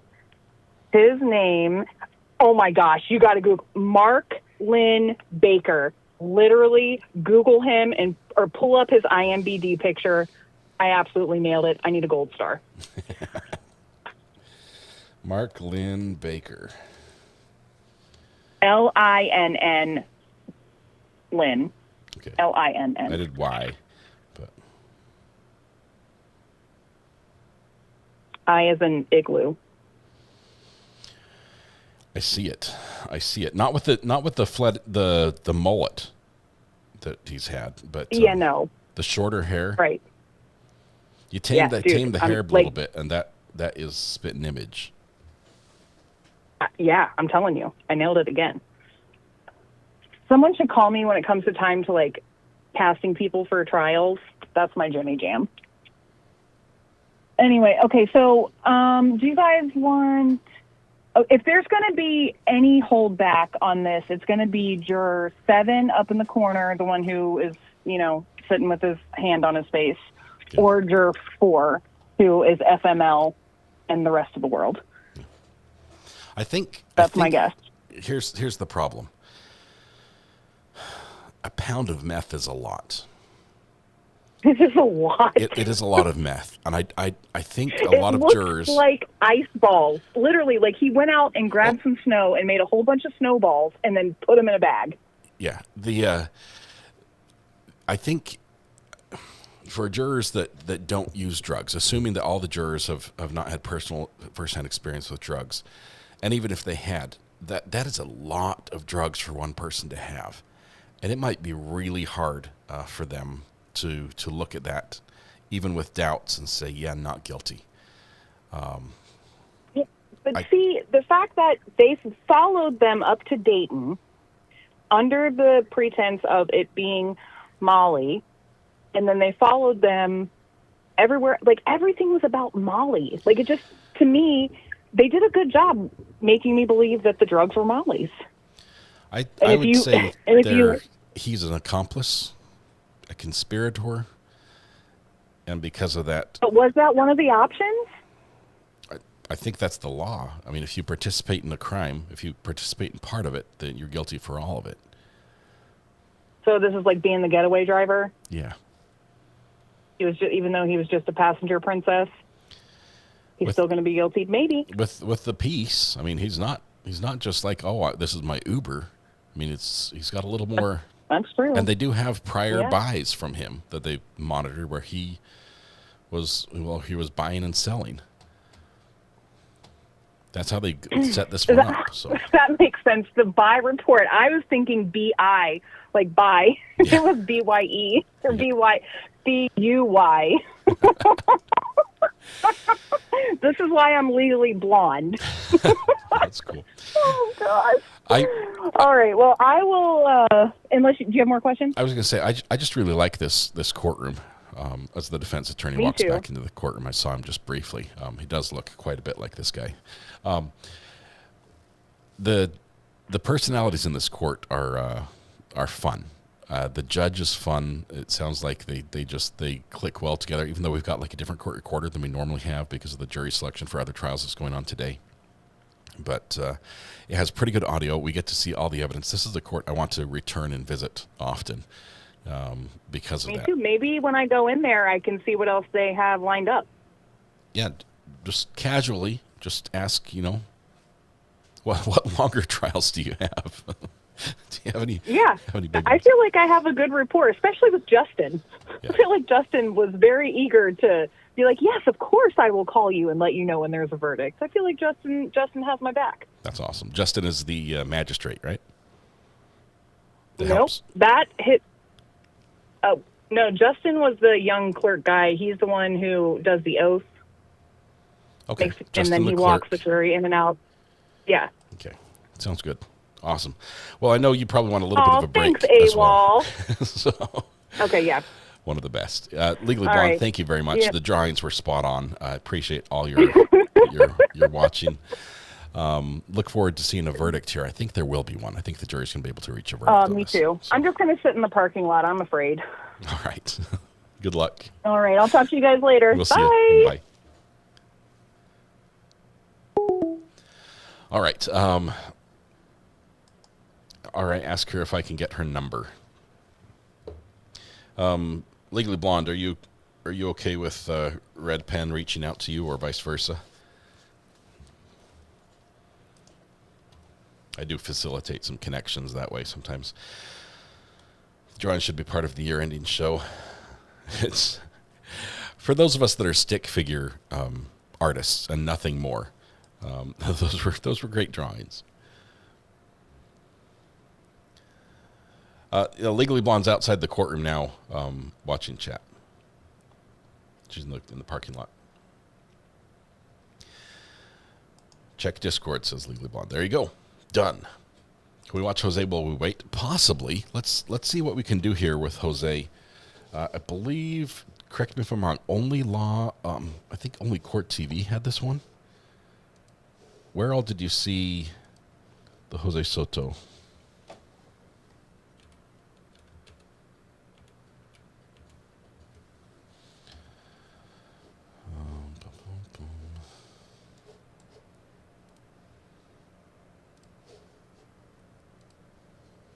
As I look away from chat and don't.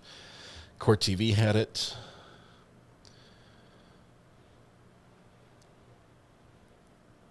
We're waiting for a verdict. We're going to be watching that. Just Court TV has it. Trail TV Live had it.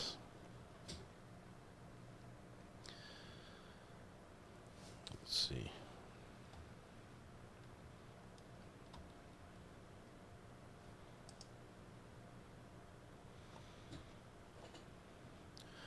I don't know if Trail TV Live, let's see.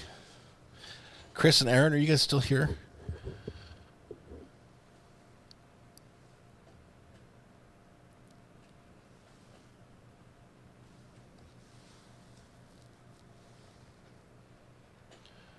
Not sure, they might have popped off.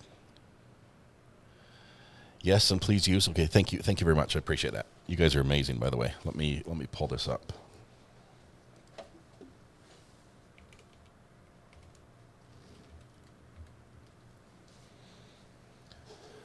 Let's see. Let's bring this over to the right window.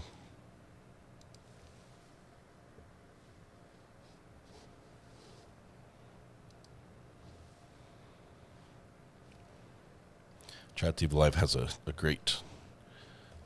I'll try not to cover everything here. Give me a minute. Hello and welcome to Trial TV Live. I am the Squeegee of Justice. Thank you so much for joining us today. Okay, we're going to skip ahead to where it starts. Give me just 1 second. I'm going to turn it down just a tiny bit as well because I had it cranked. Okay, give me a minute here. Okay.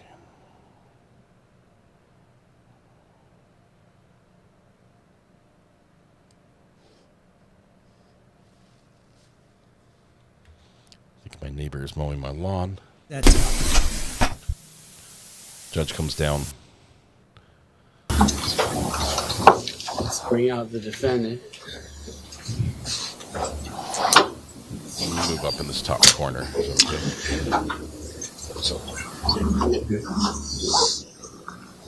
Go with the record momentarily. We're going to skip ahead and get what we can out of this. the judge are for the B. Thank you. Parties, before we bring in the jury, we tell those people in the audience here, regardless of what the jury's decision is,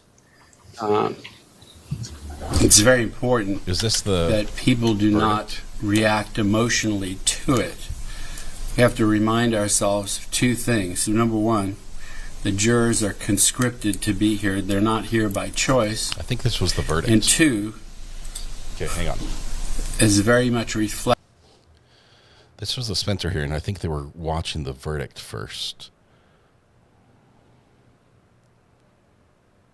Okay, here's the right one. This is the one because he's in the right clothes here.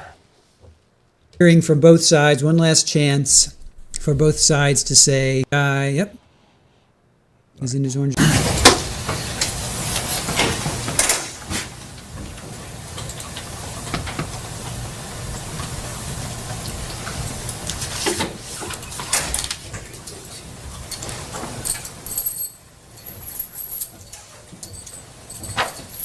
I'll be down here.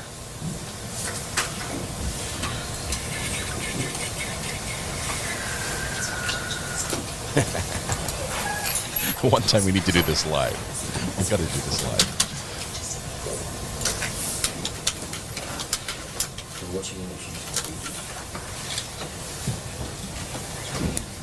Chris is here now. Got your bowl.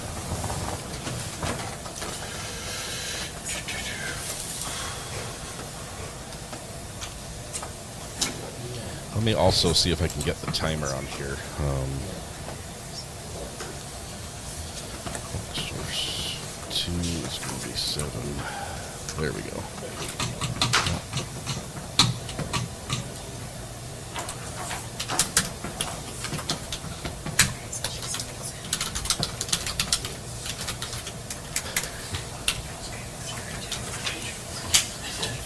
All right, we're on the record. All parties present. We have Esquire reporting here as well. Do you see anybody in your waiting room? We do have people on the Zoom. They just haven't turned on the Zoom. Here, no, they have turned on. You'll see them in a second. You are in the meeting now. Oh, yay. We're in the meeting. All right, so I see the names of the people. I don't know if you see their names, but you can see their pictures. Yes, there's Dr. Schwartz. All right, and so we're here for the Spencer hearing in the case of the state of Florida versus Jose Soto Escalera. It's case number 18 CF 2614. And from the defense, any additional evidence for the court to consider in its decision-making process? Yes, Judge, you'll see on the Zoom we have Shari Schwartz, our mitigation specialist. She, I think, can offer us a better insight into the history of Jose's family than his family. I think she may be a better historian of those facts, and we'd like to take some testimony from her on that issue. She has prepared a report, Judge. I only have the one copy, I think. No, we have an extra copy. We can give a copy to the court. I don't know if Ms. Schwartz will be reading Chris it in its is the entirety, gentleman or on the whether other we'll side of just the go screen over for it me. point by point. Sure. State have a copy as well? We do now. We just got it. Thank you. All right. The face of So Charles. that's what we would call at this time, Judge. All right, so Ms. Schwartz, if you raise your right hand, I will swear you. Do you swear affirm the testimony you're about to give will be the truth, the whole truth, and nothing but the truth? I do. All right, Mr. Burns, you may inquire. Tell us who you are and what are your qualifications for the work that you do, Ms. Schwartz? She's loud. My name is Sherry Schwartz, and I have a PhD in psychology from Florida International University, and I work primarily as a mitigation and specialist sentencing advocacy, but I also do victim advocacy work as well, not on the same case. And how long have you been so engaged? 2010. I started with the Miami-Dade Public Defender's Office Capital Litigation Unit in January 2010, and then I went out on my own in January of 2014. Is that when you founded Panther Advocacy and Litigation Sciences? Correct. I'm trying to even out their volumes. And how long have you been involved in this case? It's a little, just shy of 2 years. Where are you coming to us from right now?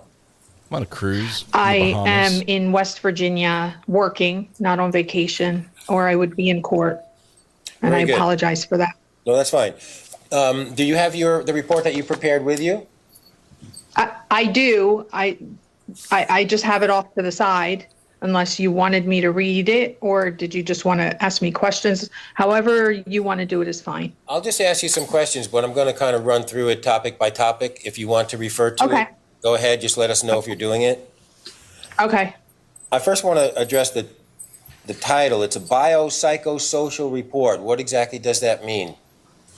Right. So biopsychosocial considers the biological, or what I do is I investigate biological factors, psychological factors, and social environmental factors that may have impacted a criminal defendant throughout their life. And where do you derive the information that gets you to form your conclusions and write a report such as you have done? Mostly it comes from interviews of the defendant, but also family, any family members, any friends, coaches, teachers, anybody that knows the defendant or remembers the defendant from a long time ago, even if they haven't seen them in a long time. These are potential sources of information. Also records, things like jail records, if somebody has served a prison sentence previously, then I would request those sorts of records. So basically, any kind of information, medical records that might yield some information on these biological, psychological, and social environmental factors. So it's not overstating it to say that you're essentially trying to reconstruct, in this case, Jose's life from start to present moment. No, I don't think that's an overstatement. But certainly there's a focus on these particular factors that may be relevant to to why the person is in the situation that they're in today. But you certainly cast a wide net as far as people that you might seek information from. Correct. Were you able to observe, whether on television or in person here in court, the testimony from Jose's family in the penalty phase? I was in court, yes. And those are all persons that you have met and conversed with before, yes? Yes, we went to Connecticut and spoke with them. Is there anything that you think is significant that did not come out in their testimony regarding Jose's prior history or family history that you would like the court to consider? And you can refer to your report if you wish. Okay, I'm not referring to it yet, but I may just look through to make sure I didn't miss anything, because I neglected to mention I'm also a college professor, yet somehow when I'm testifying I get very nervous, so I apologize. So one of the things with Jose's mom, so if I take it in chronological order, this may get spicy. Jose's mom was 14 years old when she met his dad, who was 20. Right. And so they were in Bridgeport, Connecticut. This is criminal behavior. It was criminal behavior back then on the part of Jose's dad.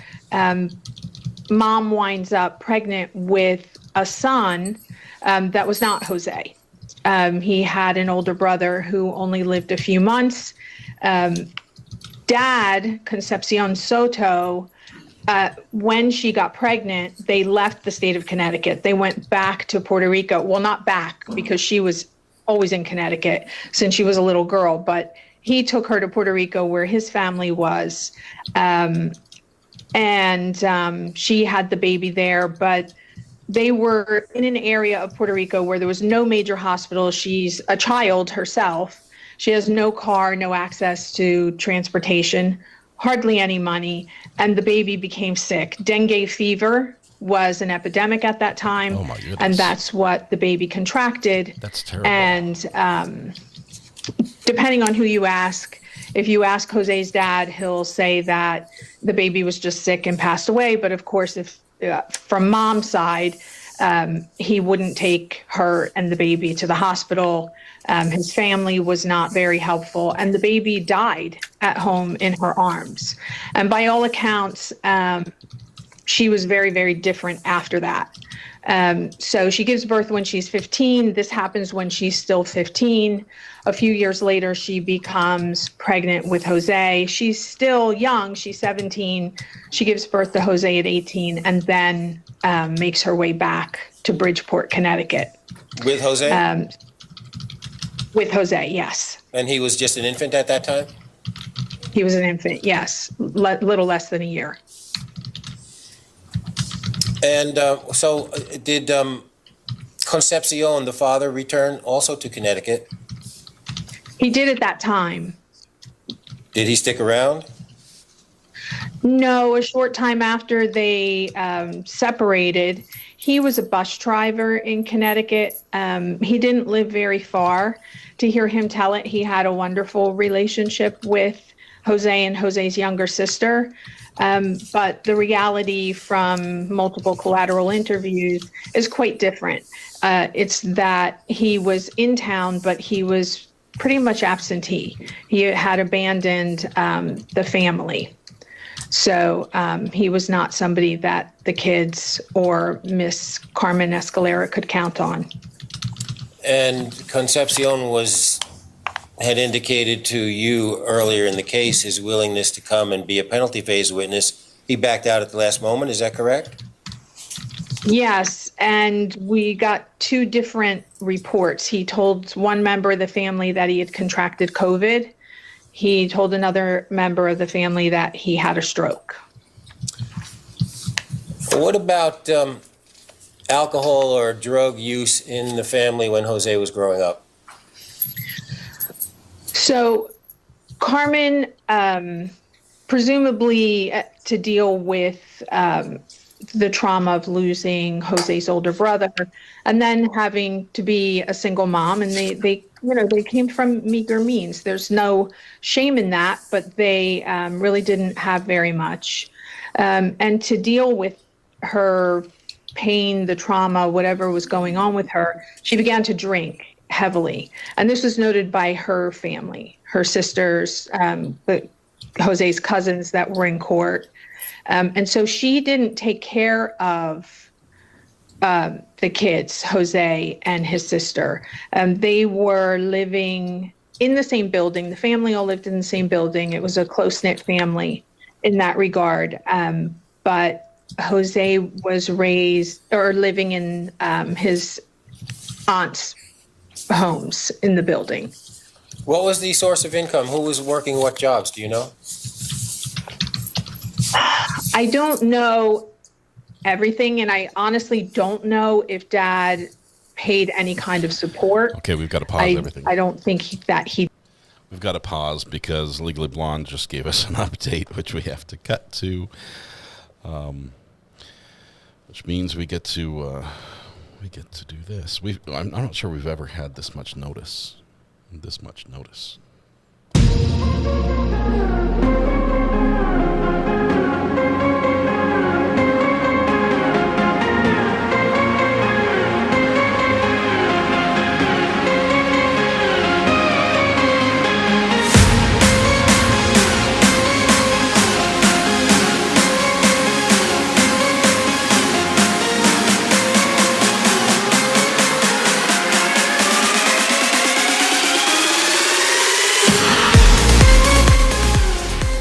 48 minutes and 8 seconds on the clock when we get the notice that the verdict is in the Jerry Abney case. This is a case where the defendant literally probably would have walked if not for his big mouth.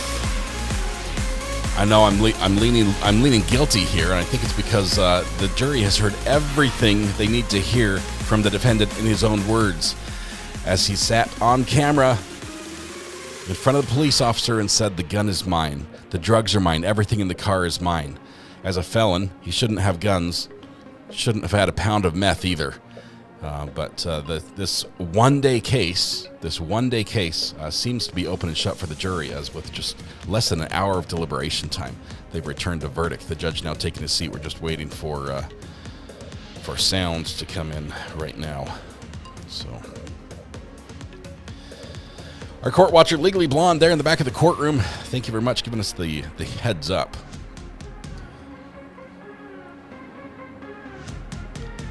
So the lady with the bun is Molly. Yes, that is correct.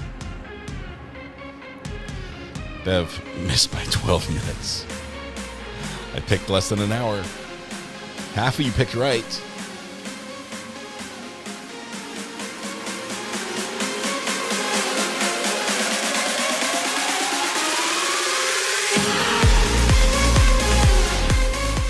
Just a little reminder, the music we play is to get everyone's attention as many people watch while they're lurking or working. We're not, in fact, celebrating anyone getting found guilty or not guilty. We celebrate justice in all its forms. There we go. Judge is getting set. Defendant is here. Judge is in his robe. How did I start the timer again? I started the timer. I'll pause it. There we go.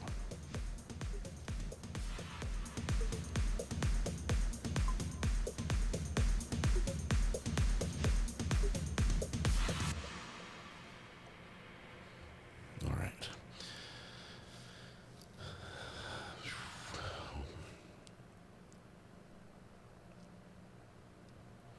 We were about 8.5 to 1.5 in favor of guilt. Ginger will be the poor person. In our poll of 500 people has been in custody. Yes.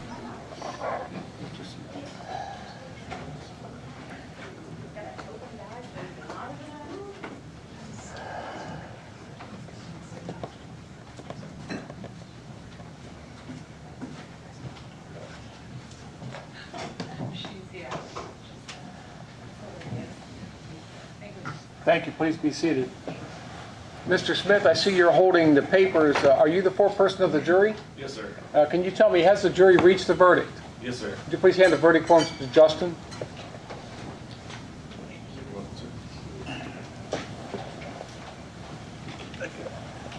And they folded it nicely.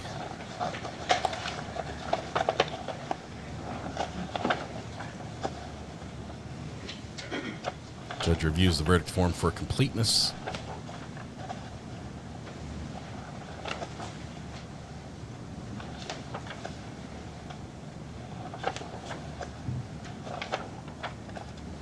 That's why we played the music.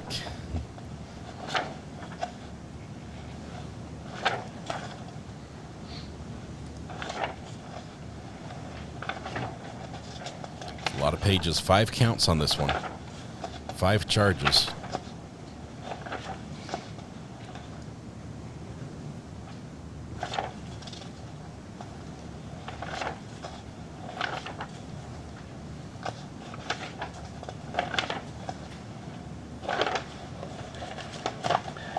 All right, in the matter of the State of Ohio versus Jerry Abney, as to count 1, the jury finds as follows. We, the jury being duly and panel sworn, affirm find the defendant guilty of aggravated trafficking in drugs. This verdict form is signed by all 12 members of the jury. As to the additional finding, we, the jury, find the amount of methamphetamine involved in the offense was equal to or in excess of 100 times the bulk amount. This additional finding is signed by all 12 members of the jury.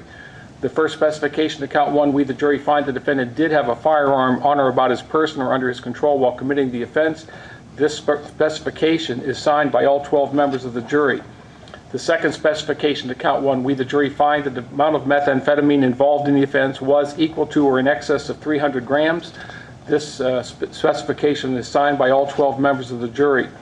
The third specification, the jury finds beyond a reasonable doubt that the defendant was the owner or possessor of the Taurus model G3C 9mm. This specification is signed by all 12 members of the jury. The fourth specification to count 1, the jury finds the defendant was the owner or possessor of the Ruger model. This specification is signed by all 12 members of the jury. As to count 2, the jury finds that the defendant is guilty of aggravated possession of drugs. This verdict form is signed by all 12 members of the jury. The additional finding, they find that the offense, the amount of methamphetamine involved was equal to or in excess of 100 times the bulk amount. This additional finding is signed by all 12 members of the jury. The first specification, the jury finds that the defendant did have a firearm on or about his person or under his control while committing the offense.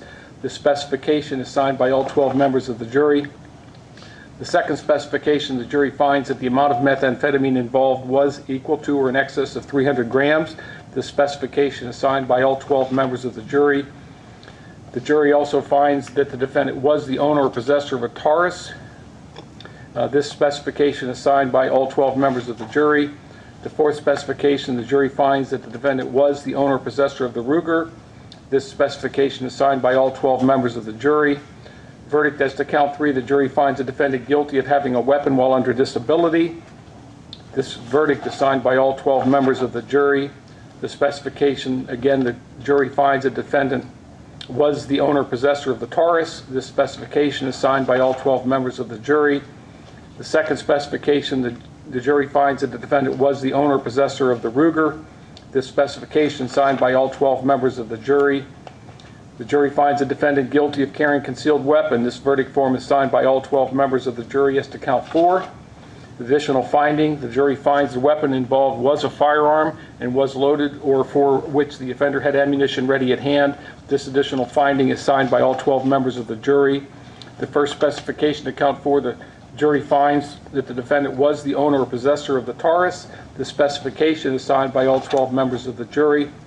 The second specification, the jury finds that the defendant was the owner or possessor of the Ruger. This specification is signed by all 12 members of the jury.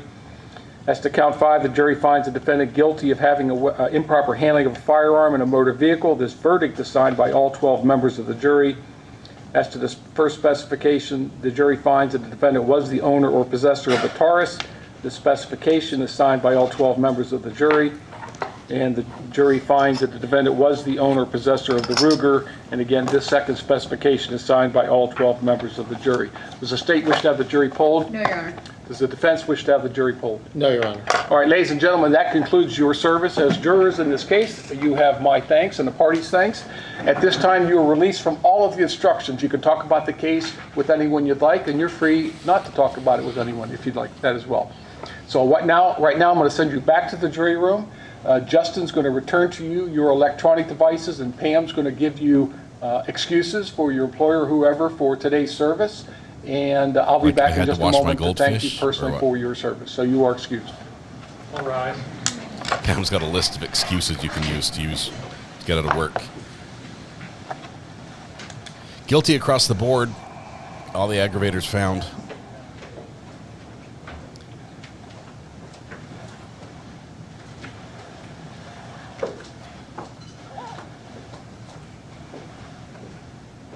It's a lot of meth. You can be seated.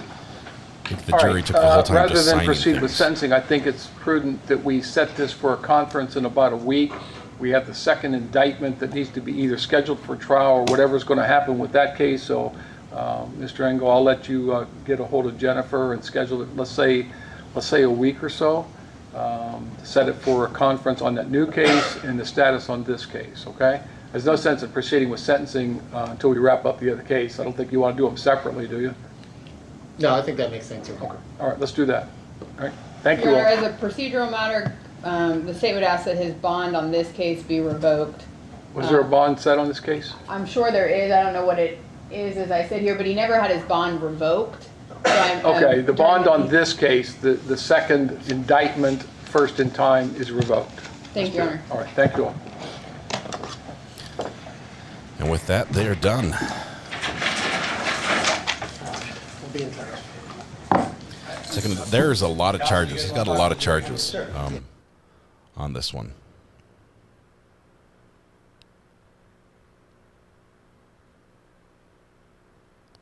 Molly just turns and walks out. Wow. He does have another trial. So he's not done. He's not done. And then they're going to be sentenced together. One case is a felony 1 cases of felony 2 for the top charges. That's crazy. All right, let's jump back to where we were watching the Soto. Well, I'm not sure if Legally Blonde's going to call. Hold on. Let's give Legally Blonde just a minute. She might be talking to people in the courthouse. His next batch of charges are even more serious, I fear. But then we jump back to Jose in just a moment. At least 10 years. Yeah, this is a long time. It's some pretty serious crimes, and having it not be the first, but the latest in a string of criminal activity generally does not favor short sentences. Never cover for someone who doesn't even say goodbye in court.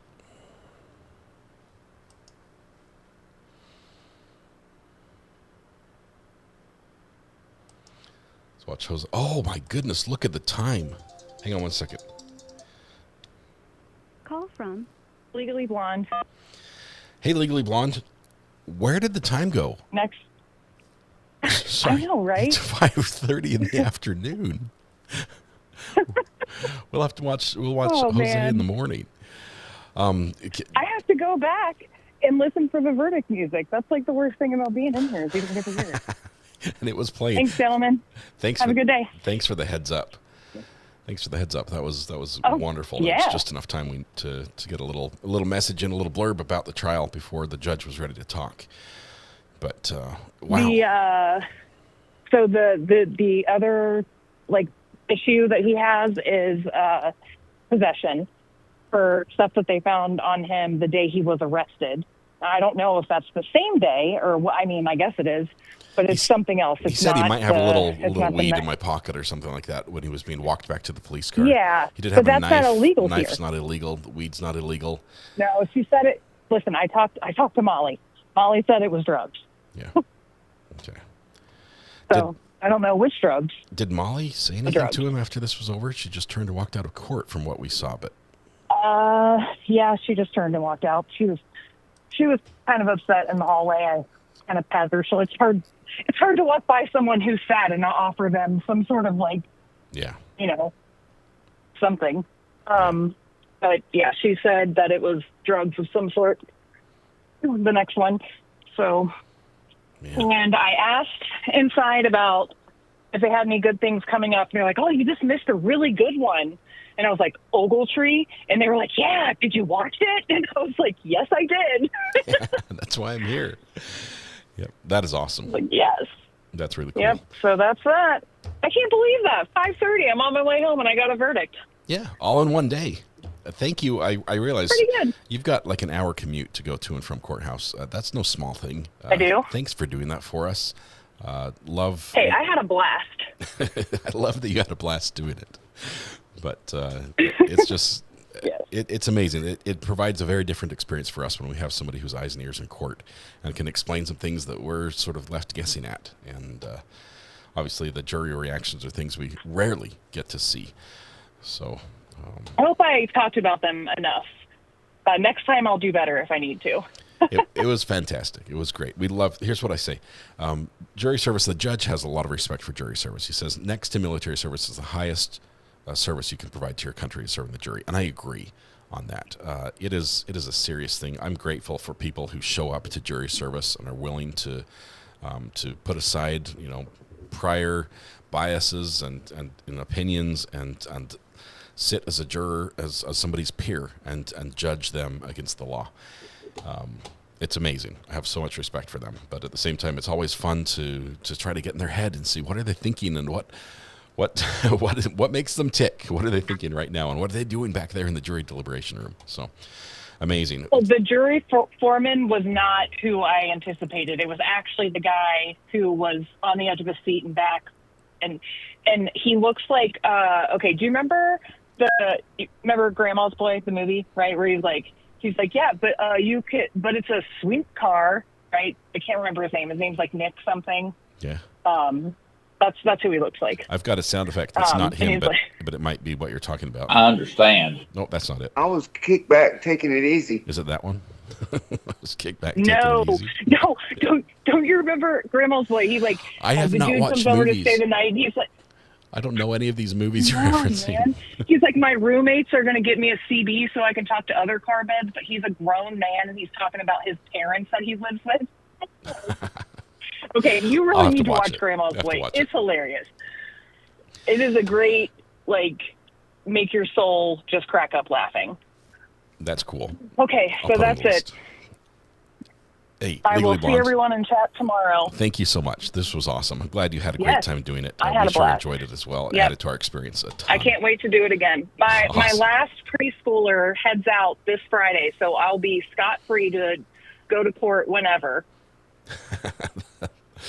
Chat wants to finish. Just let me know. All right, Legally Blonde, thank you so much. Drive safely, please, Thanks. and we'll see you in chat Will tomorrow. do. Thanks. All right, bye-bye. All right, bye-bye. All right, we were expecting this case to last for 2 days. Because of that, we're going to have to do a little bit of scrambling. We've got something for Thursday and Friday, possibly lined up out of Florida. But I think if we break for right now and finish up with Jose from Trial TV Live tomorrow, that would be excellent. It will be spicy. Sorry, I got a hiccup. A spicy start to the morning. Just thinking about the spice level. But it's already 5:30, so we've got to wrap things up. I know people are. I can see that people are finishing work and going home. I can see the viewers. I've got this cool graph. Look at this. I can see when it dips on the end. So I know it's time to go home. So all right. All we have left then to do is this right here. That's it. Wow. Today went so fast. And it was a Monday. I guess fast Mondays, I won't complain. I do want to go to Wendy's now and have what are those? The monster meal? What was it? Meal of regret? Meal of misfortune. That's what it was. Maybe all of those apply. Sounds good. Tonight when you go home, please hug the people you love. Smile at someone. Make their day just a little bit better. Please stay safe till we go live again tomorrow morning at about 8:45. Thurston Tuesday trial. That'll start at 1. We'll see. We're looking for a big trial to pick up that we might stick with for a couple weeks as well. So they'll all come. That'll come around here before you know it. I also need advice on what to give out to Halloween trick-or-treaters. Something neon, something cheap. I was thinking neon bouncy balls, but are bouncy balls safe for kids, or do they stick them in their mouth and choke? I don't want to do that. Yeah, anyway. All right. No, not safe.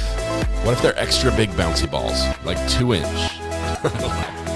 Play on Crime, thank you very much. You guys are amazing. Let's see, Red Pen, drywall people hard at work. That is awesome. It's fun to watch them work. It's always fun to watch somebody else work. You guys have a great night. Be good to each other. We will see you in the morning. Be safe tonight. And that's all. That's all. I just don't want you to convict my guy. I feel like the defense attorney with a pathetic argument at the end of the day. You guys have a good night. Bye.